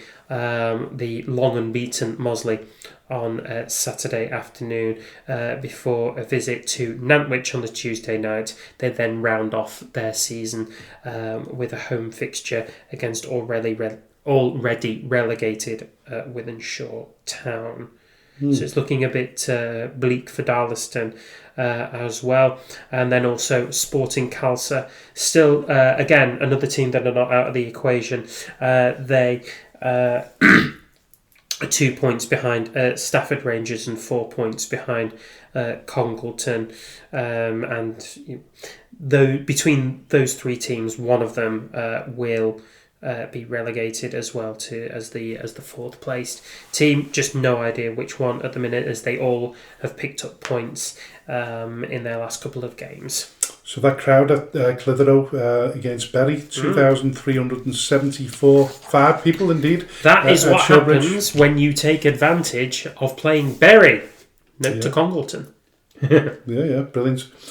So they host Bootle this weekend, Clitheroe. Yes, they do. Clitheroe facing Bootle this weekend, the playoff chasing Bootle. They are still technically within a shout of it. They are 7 points behind Lower Breck with 3 games to play. So 1 win for Lower Breck will, or any kind of extension of points, will see Bootle out of the equation. As for Clitheroe, unbeaten in their last 3 games, should probably, McConville said that he was very proud of the boys against Bury, and I completely understand that. I think just in the back of his mind, he would have really liked to have taken those 3 points against them. They're small victories, though. When you're middle of the league, they're small victories against the big teams, aren't they? They are small victories against the big teams. So Clitheroe sitting in 14th position there. They have a 2-point gap behind Atherton Collieries and Shivnal Town. So they play Bootle. They then face Stafford Rangers away on Saturday the 18th, and they close out their season with a home game against Kidsgrove. So you still up for it on Saturday, Clitheroe? Yes, definitely. Brilliant. Moving on to Lower Breck. Breck's form dipped recently, but after a big win against Atherton Collieries a week ago, they earned a credible 1-1 draw at Kidsgrove. And then humbled Vauxhall Motors 4-0, swapping places with them and returning to the playoff spot. Yeah. I didn't see that one coming. No, I don't think I saw that coming either. Vauxhall are just found ways to win or just take points consistently over the course of the last few matches. But it's now in Lower Breck's hands? It is now in Lower Breck's hands. So Lower Breck have 3-point advantage on Vauxhall. Their goal difference, which was Vauxhall had a superior goal difference by about 8 goals. That has now been completely wiped out, and they're now both level on the same goal difference. So Lower Breck literally did everything right in their win against Vauxhall Motors. So they occupy the final playoff place. And it's a statement of intent, isn't it, really? Are you looking at the social media posts now, and you're looking at the improvements that have gone on? In Lower Breck? Lower Breck, they're ready for it. I think they are ready for the playoffs, at the very least. I think it's more likely than not that they'll have an away tie, to go to. At the minute, the way things stand, they are away to Avro. That is going to be a very tasty playoff. You'd probably be minded to bring your mouth guard and your groin cup if you felt so inclined. But nonetheless, an outstanding season for Lower Breck, defied every single expectation of what life would be like in the Northern Premier League, and on the verge of a little bit of a fairy tale here. They could win the league, but it would take an awful lot of losses from the four teams above them to make that happen. So if they settle for playoffs, that's a great result for Gary Moore. I think 4th or 5th is probably a reasonable finish for them, considering the sort of mini dip in form. So listen, Runcorn Linnets, we had their chairman Peter Cartledge on the show last week, and since then they've done relatively well. So they've taken 4 points over the weekend with a win over Trafford and a good draw against Bootle. Yep. They face a tough away game at Kidsgrove on Saturday. They're 4 points ahead of Vauxhall Motors, who, like I say, have lost 4-0 to Lower Breck. But they face a difficult fixture against Avro. Have you just mentioned that, have you? Runcorn. No. They don't face Avro. They face Kidsgrove, and then they've got Staley Celtic on the following Saturday. Oh, right. So that's a hell of a game for the Linnets there against Staley Celtic. We've just talked about Staley's ridiculous run of form, which stretches back 14 matches. It's a very long unbeaten run within that division. I think it's probably the best of any team within that division. So Linnets, if you're going to contest the playoffs, this is probably a really good dress rehearsal for them to play Staley Celtic. Even navigating Kidsgrove is going to be very, very difficult for them this Saturday. And once those two fixtures are out of the way, their final game of the season is away at Newcastle Town. By that point, we should know very much if they are indeed going to be in the playoffs, and if their game against Staley Celtic does herald a win for them, whether they can overhaul that 5-point gap to take a home game in the semi-finals. It's a lot to ask, and it's a lot to, cross your fingers for. But having been in the form that they have been in recently, they've obviously they lost 3-0 to Bury, which is no shame in that whatsoever. But otherwise before then they won 3 games straight with clean sheets thrown into the bargain, and even after that loss against Bury, they've they've conceded 1 goal each against Bootle and Trafford. So a decent little defensive record going into it for Runcorn Linnets. That may be something that they hold on to going into the final couple of games. Yeah, apologies there. What I meant to say was Vauxhall Motors are at home to Avro on Saturday.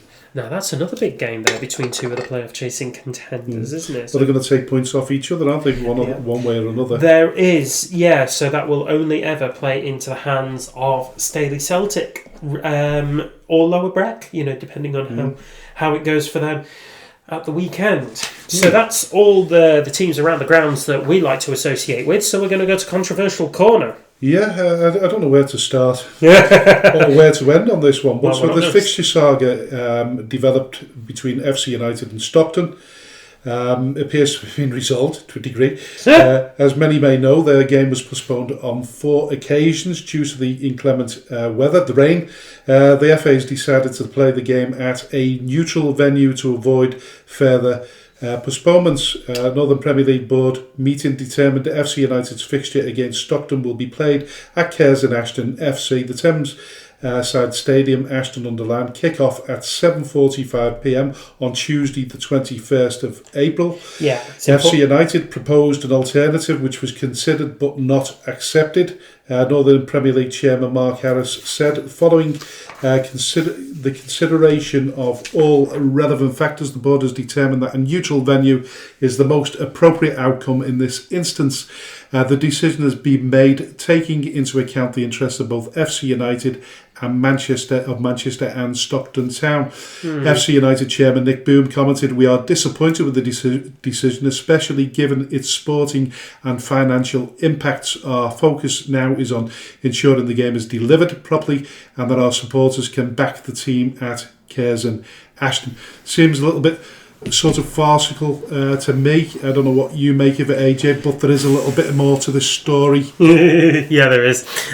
So first things first, it's it's being played at Curzon Ashton, largely because of its location to FC United, in terms of geography, but also Curzon Ashton play on a plastic pitch, which means that no amount of inclement weather, unless we get a hurricane coming in, is going to call off that game, and a game that has been called off 4 times already. I think there is a line that needs to be drawn by the Northern Premier League in order to ensure that all fixtures go ahead, and I think having the game called off 4 times probably was it. So I completely understand the need for the NPL to put the game on. Do you get a feeling that there's a little bit of animosity towards FC United?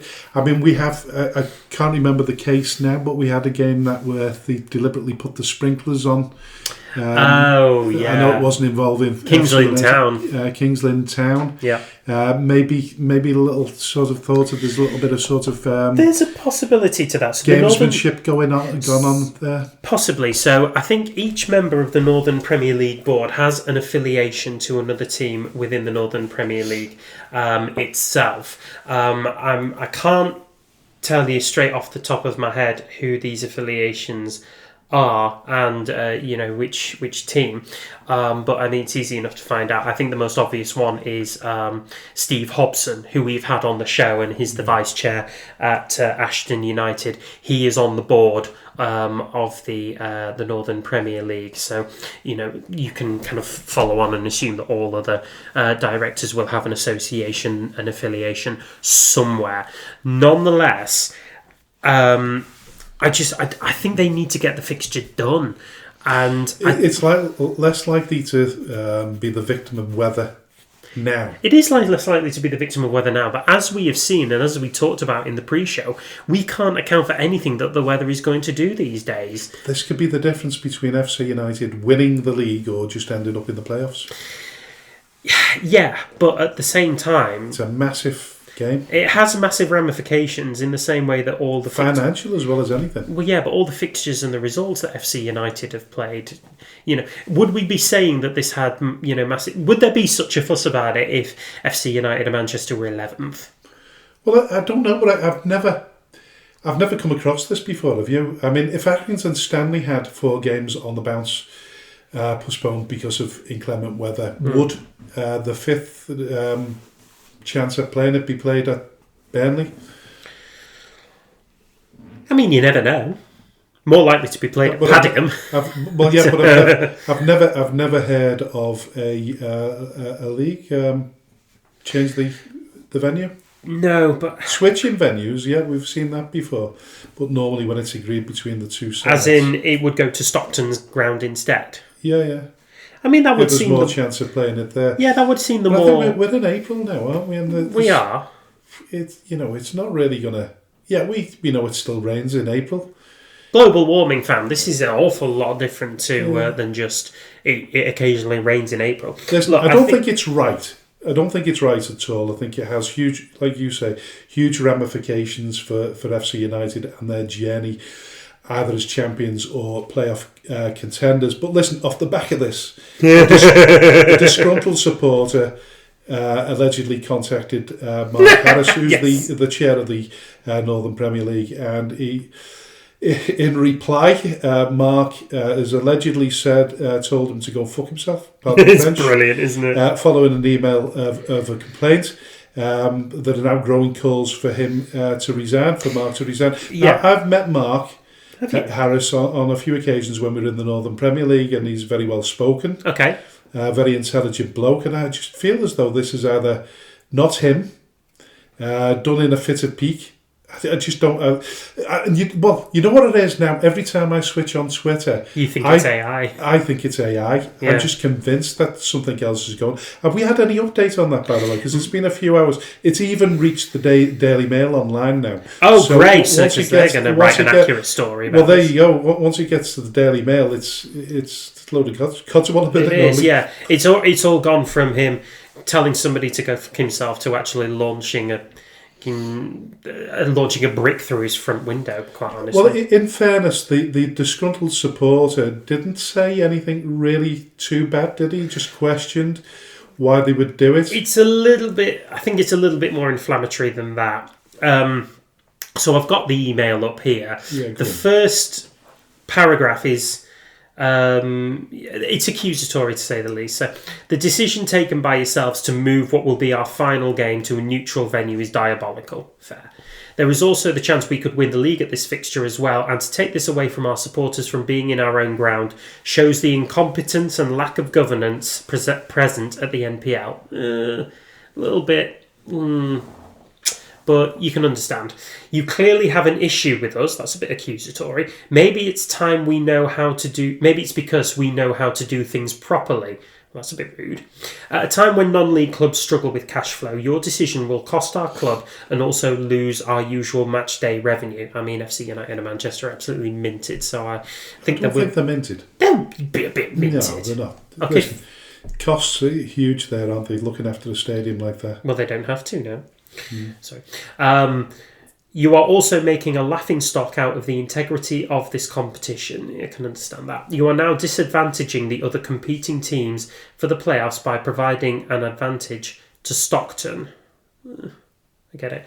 You should be ashamed of yourselves, and you best believe you created a fire for us FC United supporters that, as you are well aware, will not be put out. The quicker you stand down from the board and proper governance is put into place, the better for the integrity of the competition. Yeah, I'd be gently livid at that as well. I don't think I'd reply in the fashion that he has done, which apparently is... Thank you for your lovely email. Now go fuck yourself, Mark Harris. At least he's put his name there. I was checking all the dots in the email address to make sure that it was definitely his email, and then I googled it to double check, and it definitely is. Yeah, his email address. My only consternation at this point is the fact that in the email trail you can see the time that the fan wrote to Mark Harris, and it's used in 24 hour. But then when Mark Harris replies, it's in 12-hour format.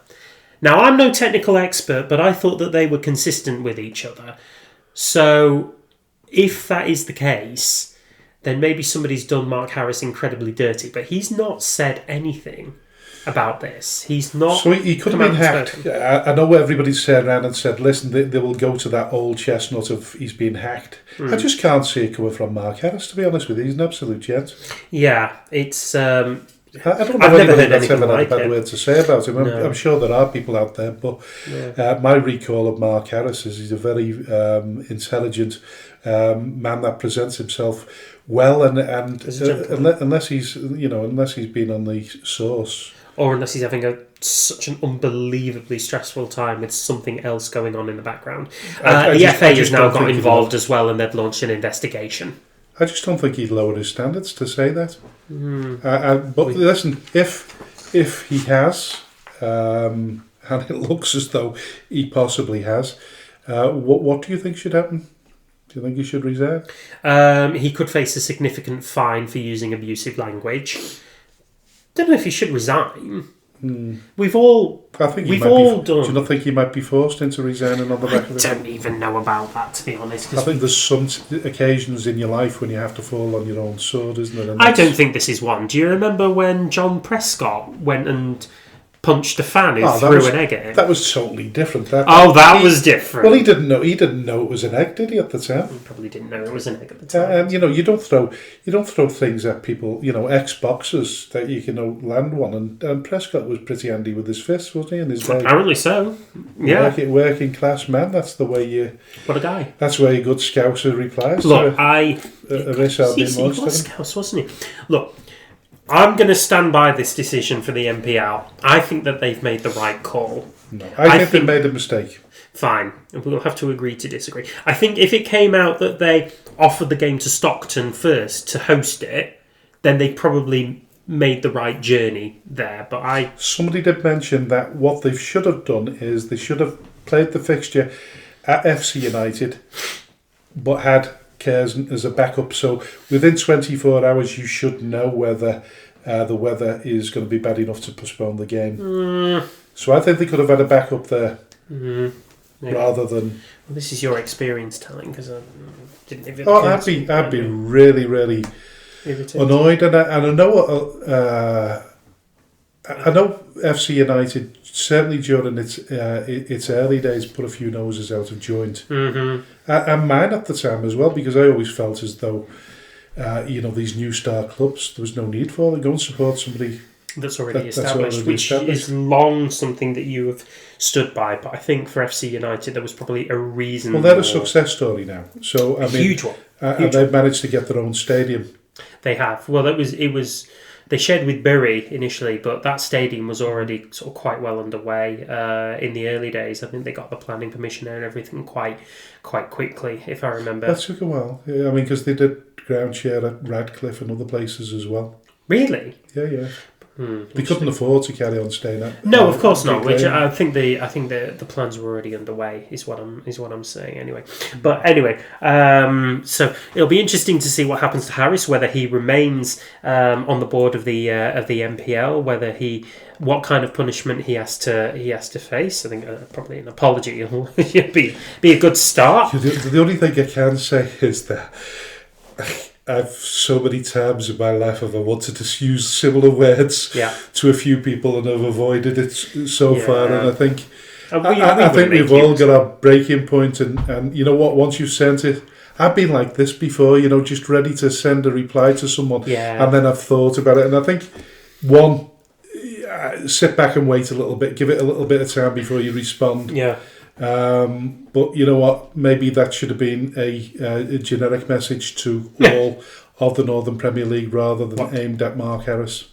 Oh, I thought you meant Mark Harris's email. Just telling everyone to go. No, I think the message that they've sent it to the chairman rather than the fixture secretary. The fixture secretaries probably say, well, listen, we know how funny fixture secretaries can be. They're a little bit like groundsmen. Groundsmen prepare the pitch, but they don't want anybody to play on it. Fixture secretaries want you to play morning, noon and night. They're sort of very anal in terms of what they do. They're very meticulous. So they want to get the games played and they want the season to end.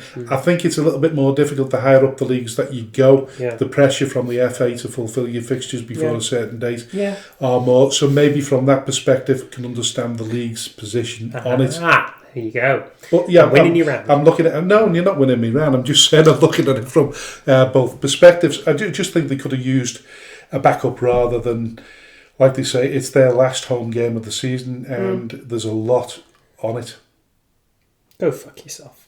Thanks. Anyway, listen, to finish off our controversial, it's not even controversial, it's congratulatoriness. Yeah, we do apologise for the language, but we are sort of quoting, paraphrasing. Oh no, we are quoting. We are directly quoting Mark Harris, allegedly at this point. Okay, so it is in context here. We're not just throwing them out. The Speaking Frankly football show, by and large, doesn't agree with swear words. We don't condone fruity language unless it's in context. But it is quite funny as well, isn't it? Because your opening remarks before sort of... It was outstanding. It was the first thing I said to you when I came in the door this evening. Because I didn't know whether it makes sense or not, but it obviously has. Of course it did. Anyway, so the last little marker on the controversial corner, and it's not even controversial, it's more congratulatory, is Tony Incenzo. So Tony Incenzo is a football journalist and a non-league super fan. And he, on Saturday, completed an excellent accomplishment when he visited Fulwood Amateurs game against Thornton Cleveland's on the Bank Holiday Monday. And that visit means that he has now visited every single ground in 10 levels of English football. Absolutely unbelievable effort that is to go and watch. Not only just in a region, but across all of England. Every single ground that you could possibly think of within England in the non-league pyramid, he has been to it. Yeah, amazing. It's an incredible journey. And back in the day when I was younger, I liked to go and visit all kinds of different grounds myself. I can see the appeal in it. Yeah. Oh yeah, there's an absolutely amazing appeal in it. I mean, I at the minute, because I am utterly committed to Skem United and wherever they go, but I follow a load of people who do stadium reviews. They call it ground hopping. So I'll go and see what their videos are or what their reports are based on which games. I was watching somebody who'd been to Cones Ground recently, and that famous slope around the edge of the ground. Non-league matters. Twitter pages. Non-league review. Non-league review. Yeah, he's on YouTube and Facebook most predominantly. There was one that they did a review on a team and they weren't very respectful towards them, were they? I can't remember who it was. That Ellis Platten when he did Farsley Celtic? I can't remember that. No, I think it was Daisy Hill. It was probably the same bloke that you're talking about. It is non-league review. Yeah, he went to Daisy Hill and they advertised for having the best pies in all of Bolton or something. He was like really that. disappointed. And he said it wasn't that good. And then he ended up leaving the game early. Which was quite unfortunate marketing for Daisy Hill at that point. Although, and particularly Adam Hunt. I'm sure he'll squash that out with a full-throated defence of his club and full promise to invest more into the Ginge Power Stadium and all the things that come with it. Absolutely. Well, it's got all quiet there, really, hasn't it? I mean, listen, they've had a relatively decent season, but nowhere near what we expected them to be. It was unspectacular. I saw them against Ashton Athletic very briefly on Saturday, and they've got a decent squad. They've got a few very good players in there. Liam Shepherd, their striker, I think, has now scored 30 goals for the season. He's top scorer, isn't he? He's second. Is he? I thought he was top scorer. No, Spencer Lucas from Forward Amateurs. But it's a decent return anyway, isn't it? It is a very decent return. So it's not been a bad season for Daisy Hill, but I think plenty for Nicky Hunt to be building on for next season. But anyway, big congratulations to Tony Incenzo. Yeah, brilliant. Now then. So listen, we'll move on to the predictions and the expert analysis, as we always do. But first of all, we need to have a look at the predictions from last week. It was a bumper fixture package. I think a bumper fixture package is one way of looking at it. I think the other one that we can look at and safely assure is that every single team just contrived to throw a grenade in amongst all of our expectations and anticipations of how these games were going to go out. They did. So go on. How many points did you get? 29. Ah, bollocks. How many? 26. Yes! It's back where it belongs. Anyway, listen, that means that we have to move on to next week's fixtures now. This week's weekend. A week ahead. Absolutely. And hopefully I'll get back to winning ways. I'm a little bit disappointed there, but I did say to you before that I tend to lead with your heart. Yeah, lead with my heart in terms of predictions of, I expected Bearsco to win, but it was one of them that it could have gone either way. Well, they know what they say about leading with your heart. You've got atrial fibrillation, so don't do it. I know, I also went for Bearsco on that one. I did call AFC Liverpool against Nelson, though, which was quite proud of. FC St Helens versus Glossop North End came in as a draw. I called Runcorns against the Vauxhall Motors. Yes, you did, and that was a good call. That's fair enough. There wasn't many that. But I had a really bad day on Easter Monday in the Division 1 North. Can I ask you a question? You didn't include the partial result between FC Isle of Man and Prestwich Hayes. No, I have a dash there rather than a tick or a cross. I'm just checking because I've crossed. I dash it. So just it's checking. Yeah. No, are you questioning my integrity? Yes, I am. No, I'm not telling you. I'm not telling you to go F yourself 3 times in the space of one radio show. You can't do that. Our sponsors will leave us in droves. Yes. Yeah. All three of them. Anyway, so I had a really bad day on the Easter Monday. I think the First Division South sort of rode to me rescue there. I got 4 out of 8, but in Division 1 North, I got 3 out of... Oh, God. I got 4 9. I got 4 out of 9, and then I got 4 out of 8 on the other one, yeah. I got 3. So I was doing all right then. Yeah. It was games like FC St Helens let me down, Ramsbottom let me down. Yeah, Rami let me down as well. Padiham and Earlham both had stinkers Atherton on the Easter Monday. Yeah, Atherton LR. I didn't call that against Charnock Richard, to be honest. It was a 95th minute winner from Charnock's top scorer. What did it for him? So cheers, Ryan Donnellan. Really appreciate you kicking us while we were down. Well, as far as draw wouldn't have done me anyway. Nah, I predicted a home win as well. Anyway, let's get back to basics and look at Saturday's league fixtures. A full league fixture. All the teams involved. All the teams involved in the Premier Division. Barnoldswick Town versus. I'm really gonna study this. You're going to take it seriously. I'm going to take it seriously for a change. Honestly, you're like Professor Sir John Curtis. You've had it now. So Barnoldswick versus Exton Villa were 2 evenly contested, matched teams, but Barnoldswick seem to be able to win more games. Yeah. Exton are the draw specialists. This could be a draw. So Barnoldswick. I'm going to go for Barnoldswick though. Well, they won 2 games and lost 4, whereas Exton won 1, drawn 3, lost 2. Just on the basis of the last couple of games, so Exton had a really creditable draw against Charnock Richard last time out, so I think they'll win this game.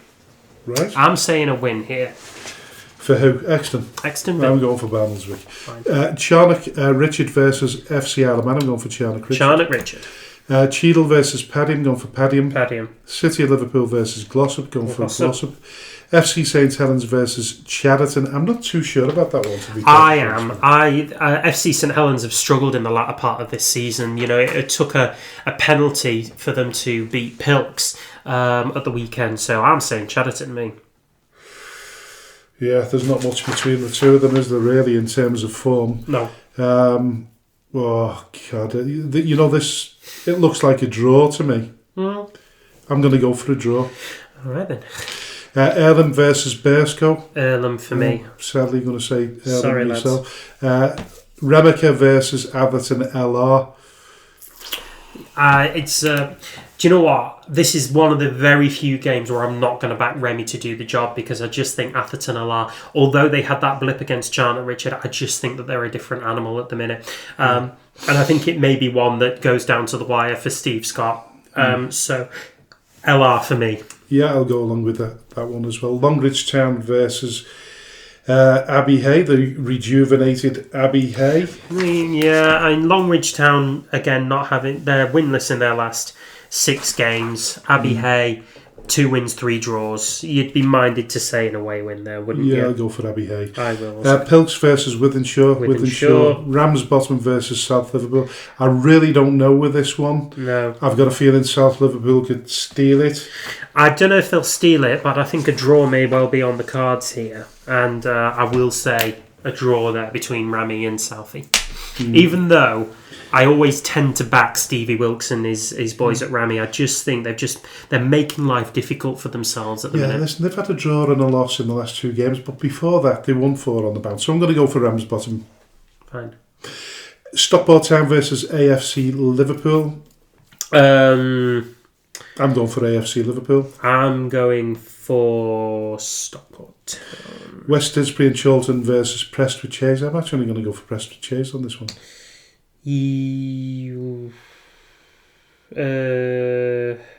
Yeah, I am as well. Yeah. Division 1 North, Bacup Borough versus Main Road. And go for Bacup Borough. Cone versus Holker Old Boys. Saturday, Holker Old Boys, I think. Yeah, gotta go for Holker. MSB Walton versus AFC Blackpool. MSB Walton. Yeah, tend to agree.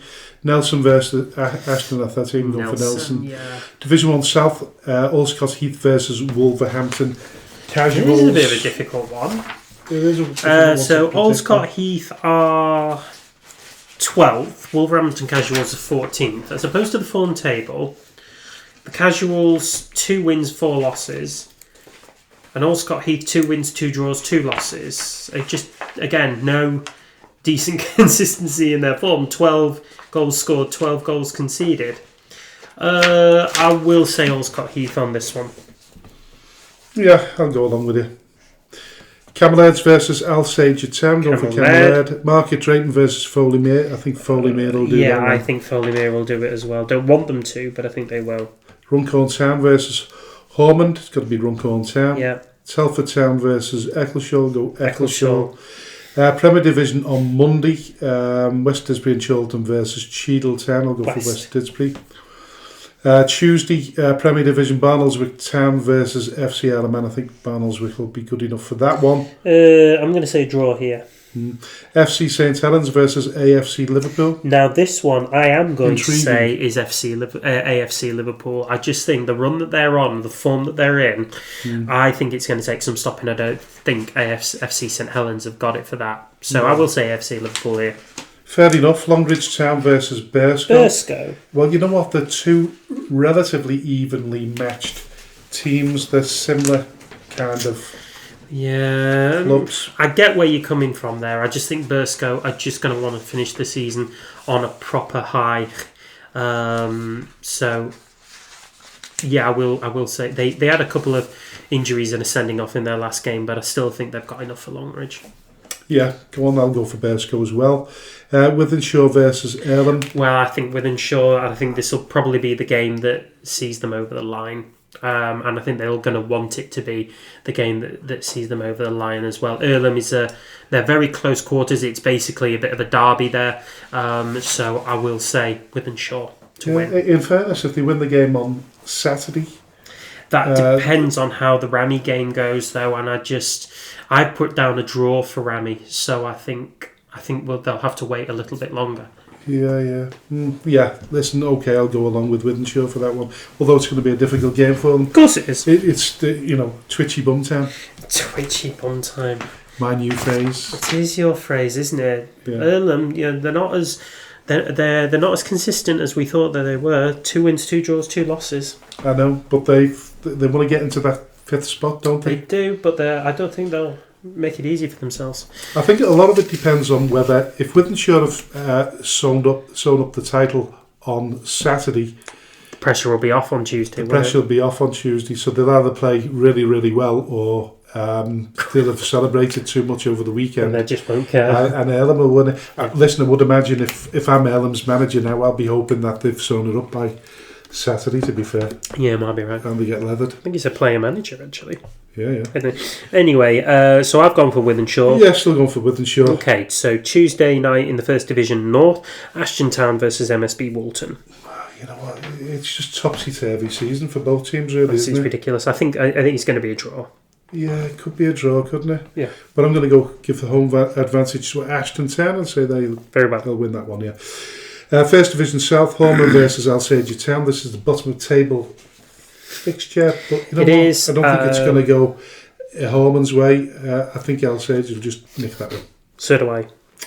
Liverpool Senior Cup semi-final, so that's the one I was talking about. Really. Runcorn Linnets versus Runcorn Town. This promises to be a belter. A belter of a game. But I'm gonna learn from my mistakes from last time. So Runcorn Linnets still got a hell of a lot to play for. Don't think they care as much about the Liverpool Senior Cup as what they do about promotion from the Northern Premier League. So I'm going to say Runcorn Town. I'm going to say Runcorn Linnets just based on the fact that I think they'll win on penalties. Maybe so.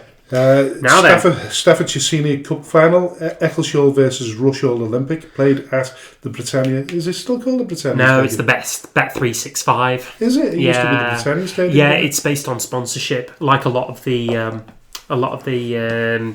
stadiums around ours as well. Actually, Hafner Eats, Brian Boys Westview, Step Places.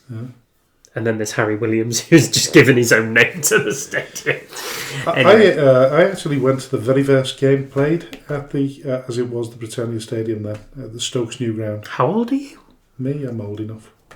58.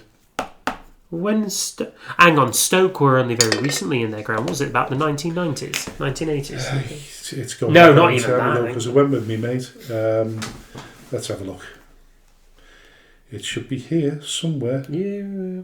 So they started off. Oh, so you're right. It is the Bet365 Stadium now. When did they? I don't know. Speak amongst yourselves. Yep. So the stadium. I don't know. Can't find it. Can you find it any quicker than me? What, when the stadium opened? Yeah. 1997, Stoke left the Victoria Ground after 190 years and moved to the modern 28,384 all-seater Britannia Stadium at a cost of 14.7 million. Crikey, you couldn't build half a stand with that now, could you? Nah, not really. 30,000 fans can get into there. So 1997.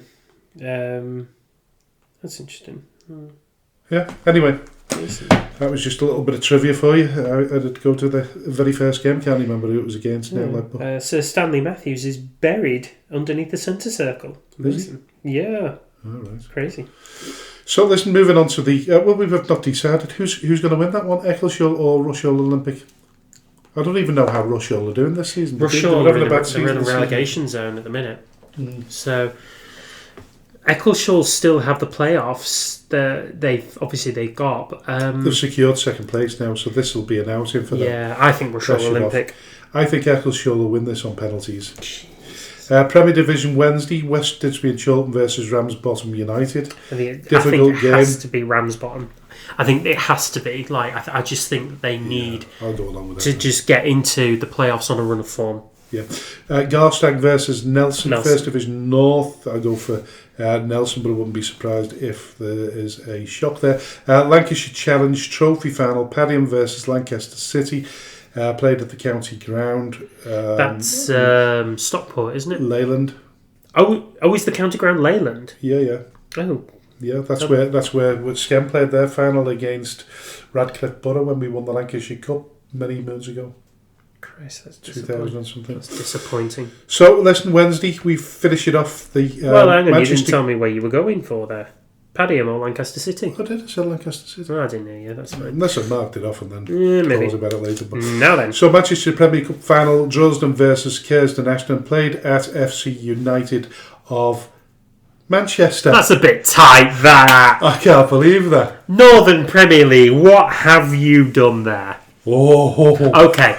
That makes it a bit more complex now. Oh, should we go back to controversial corner? I am going to go back to controversial. I'm going to throw me cornflakes in a minute. I'm going to put this bottle of water down. I'm a guest in the house, so I can't really sort of go nuts. Anyway, if they are prioritising the Manchester Premier Cup final at Broadhurst Park over the actual team's obligations and needs to play there, then that is shocking, that.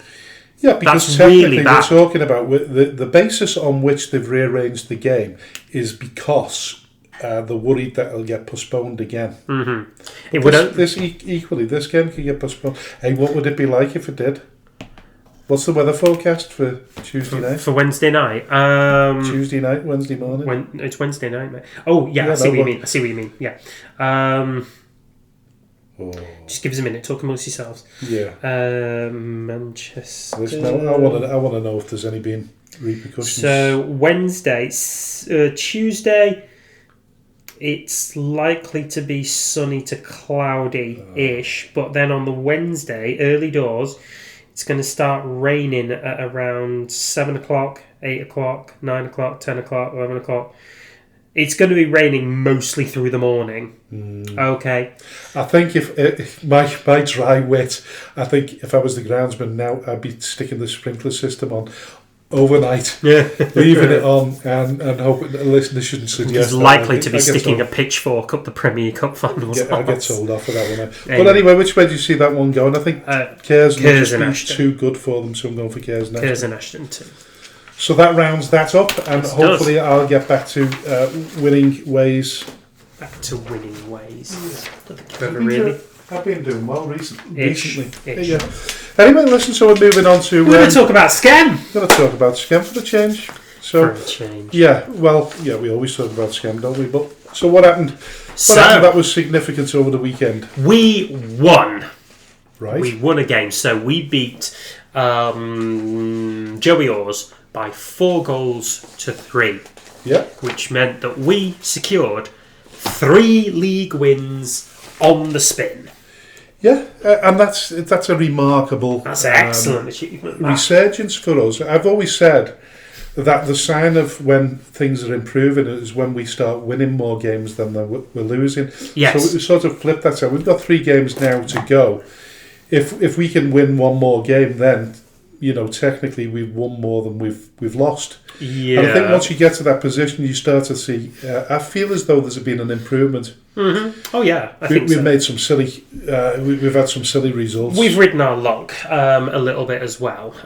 So I think the silly results were earlier on in the season, sort of January, February time, when there were several games there that we played impossibly bad at that we could have conceivably won, but we were the prophet of our own downfall. Whereas now, the luck is starting to come our way a little bit. In that game against Joey Oars, I think it was.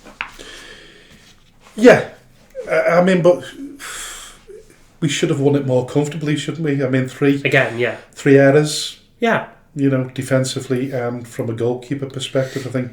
Yeah, we were. I think Bobchek would have wanted to have done better. Yes. In the first half, he saved a penalty. First half, second half. No, first half. First half, he saved a penalty. Yes, he did.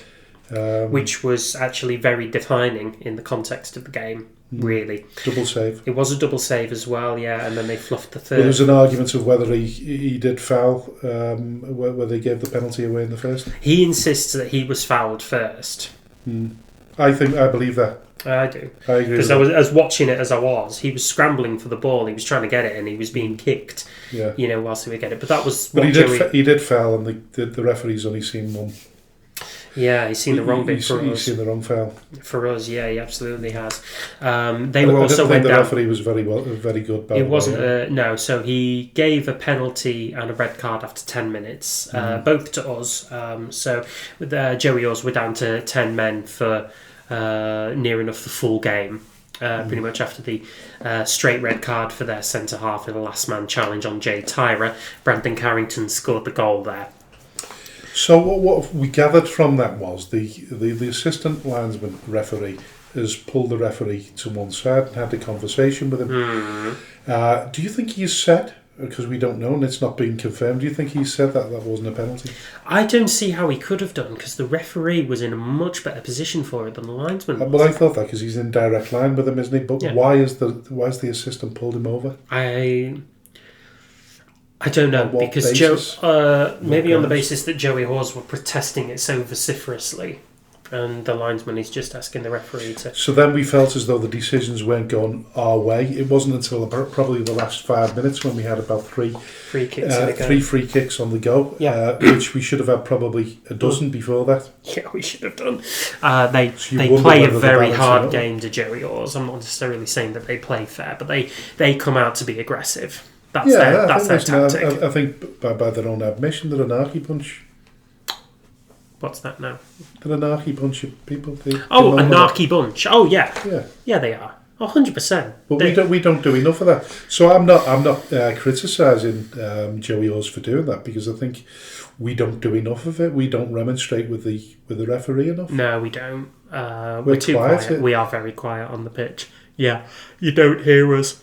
Excuse me. You don't hear us very much at all on the pitch, either talking to each other or talking to the ref. And I think when a ref even is the shouts for Jay Tyra's penalty, we didn't have to shout for that, did we? It was given. It was just given. Yeah. Yeah. Again, and I think that was down to the referee's decision, shouldn't you? Yeah. Even when Jay went down a second time a little bit later on in the first half, I thought we'd and then he got booked for diving. Yeah. His mum said that it was probably more like diving than not. Oh, I don't know. I'm sure she said to me there was contact. Yeah, I think he said there was contact, but I think he played on it a little bit more than what was good for him. Only he will know. But then we've accused. I think in that position, you manage it. If you don't go down, you manage it. You come off that pitch and you've lost a game, or you've drawn it when you've had an opportunity to get a penalty. I think you manage it as a bloody good go at you as well, doesn't Oh he? God, yeah, of course he does. I think he would, even in the spirit and the laws of the game. Yeah, there's contact. Any level of contact at all. No, the professionals are doing it. Yeah, yeah. It's whether you go down dramatically, mm-hmm. which was the case when we played last week, the week before when we lost. Nalgo. Oh, Halewood or Nalgo. Yeah, Halewood was it? Yeah, well, both of them were cup games, weren't they? So what was the one the penalty that we conceded in the second half, early doors? That will have been Halewood because I wasn't there for it. But I just you weren't there? No, I wasn't there for Halewood. We didn't concede a penalty against Nalgo. Yeah.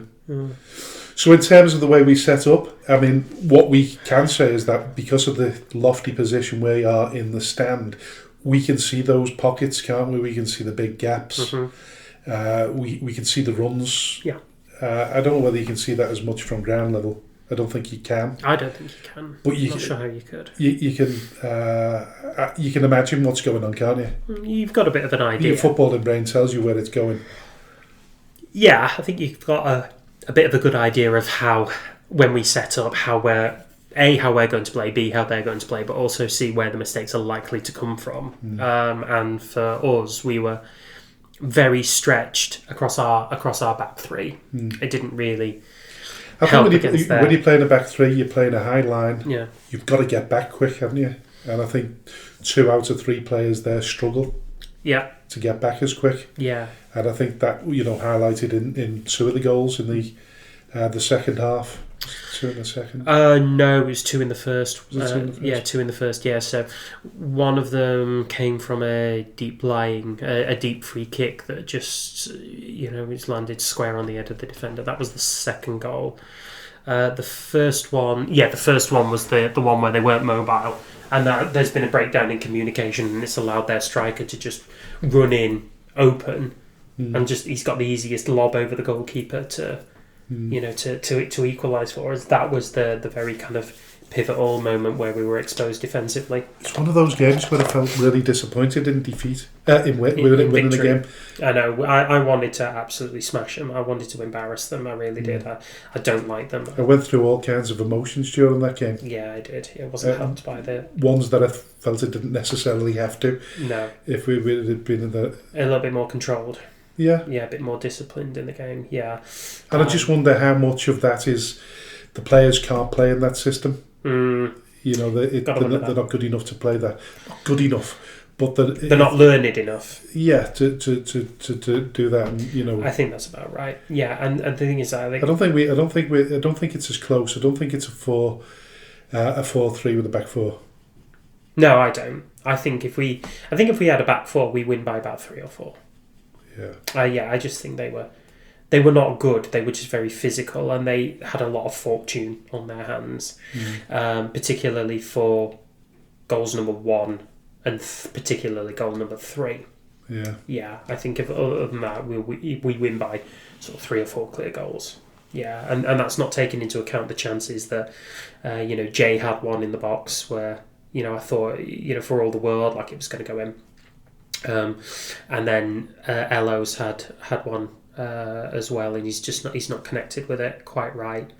But you put those chances away. That's a 5-1 game. We won, and I'll take those 3 points. But there's a lot to learn from that. So we've got 3 games to go. Our last home game is on the 25th of April, Saturday the 25th of April, when we entertain Nalgo. Then we've got 2 games early May, both away from home. Yeah, so the first one is against River Football Club, and then Granby Toxteth Athletic on the 9th. Yeah, I can see us winning 2 of those 3. I think the Nalgo game will be a bit of a step too far for us. I'd like to be able to win that game, but I just, unless we set up absolutely perfect from start to finish, I think it'd be very difficult for us to win that game. Whereas River, all we need to do... I've not seen a great deal from Nalgo that suggests that they're a great team either, which is disappointing because they're not a fantastic team. No. They work hard. Yeah. Don't get me wrong, but I think we might just turn that one around. I think we might win that one, being our last home game. And listen, it'd be nice to see, a few supporters come in and sort of wave goodbye.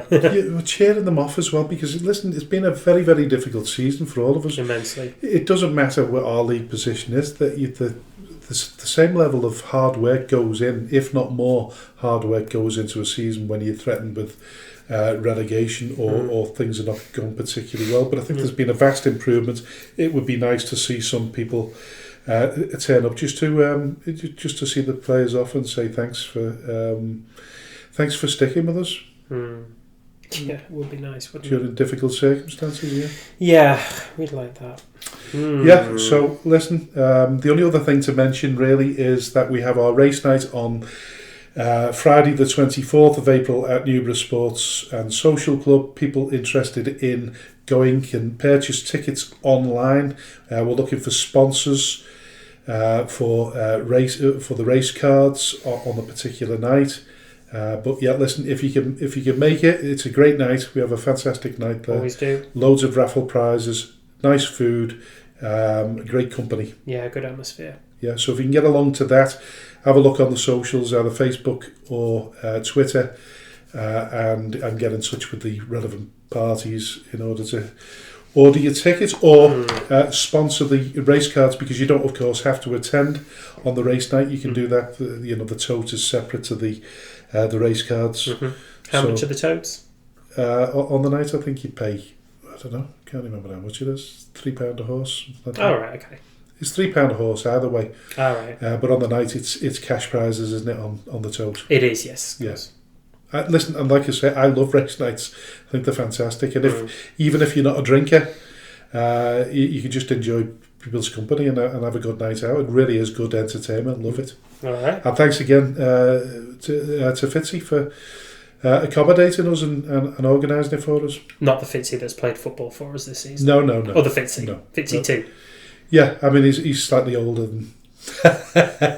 He's slightly older than our Fitzy. Couple of years. Yeah, just a couple of years. It's been nice there.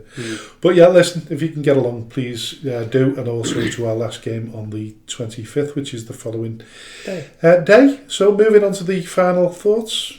What's your final thoughts, AJ? I mean, don't prioritise cup finals over actual stadium's ownership and need to get their home games under their belt before the end of the season. You could literally play your cup final in any stadium in Manchester. You pick Broadfield Park, but if that can't be done because of their own inability or unfortunate inability to fulfil their games, bloody play you somewhere else. Get your asses in gear. Well, like I said, otherwise you'll receive vociferous emails from fans. Yeah, listen, I don't agree, but we'll park the bus on that one. Listen, I'd just like to finish off where I started, really, and that's paying homage to Bryn Jones. Didn't get to see him an awful lot in his final years. I know he'd been ill, but still a shock when you lose somebody with such a big profile and personality like Bryn. So once again, to all his friends and family, commiserations, and he was one of a kind, Bryn. Anyway, listen, I'll leave the final words to the dulcet tones of AJ Vergette. You've been listening to the Speaking Frankly Football Show with me, AJ Vergette, and my co-host, Mr. Frank Hughes. This podcast is available on streaming services wherever you get your podcasts, including Spotify and Amazon Music. Please rate and review, as we do thrive off hearing your feedback. Please also subscribe so that you can find out firsthand when a new episode of the show has been released. We're also available on social media sites, most prevalently Facebook and X, under the banner term Speaking Frankly Football Show, so feel free to drop us a like or a follow. Otherwise, thank you ever so much for listening, and we'll see you next week for another episode of the show. Until then, a very goodbye for now.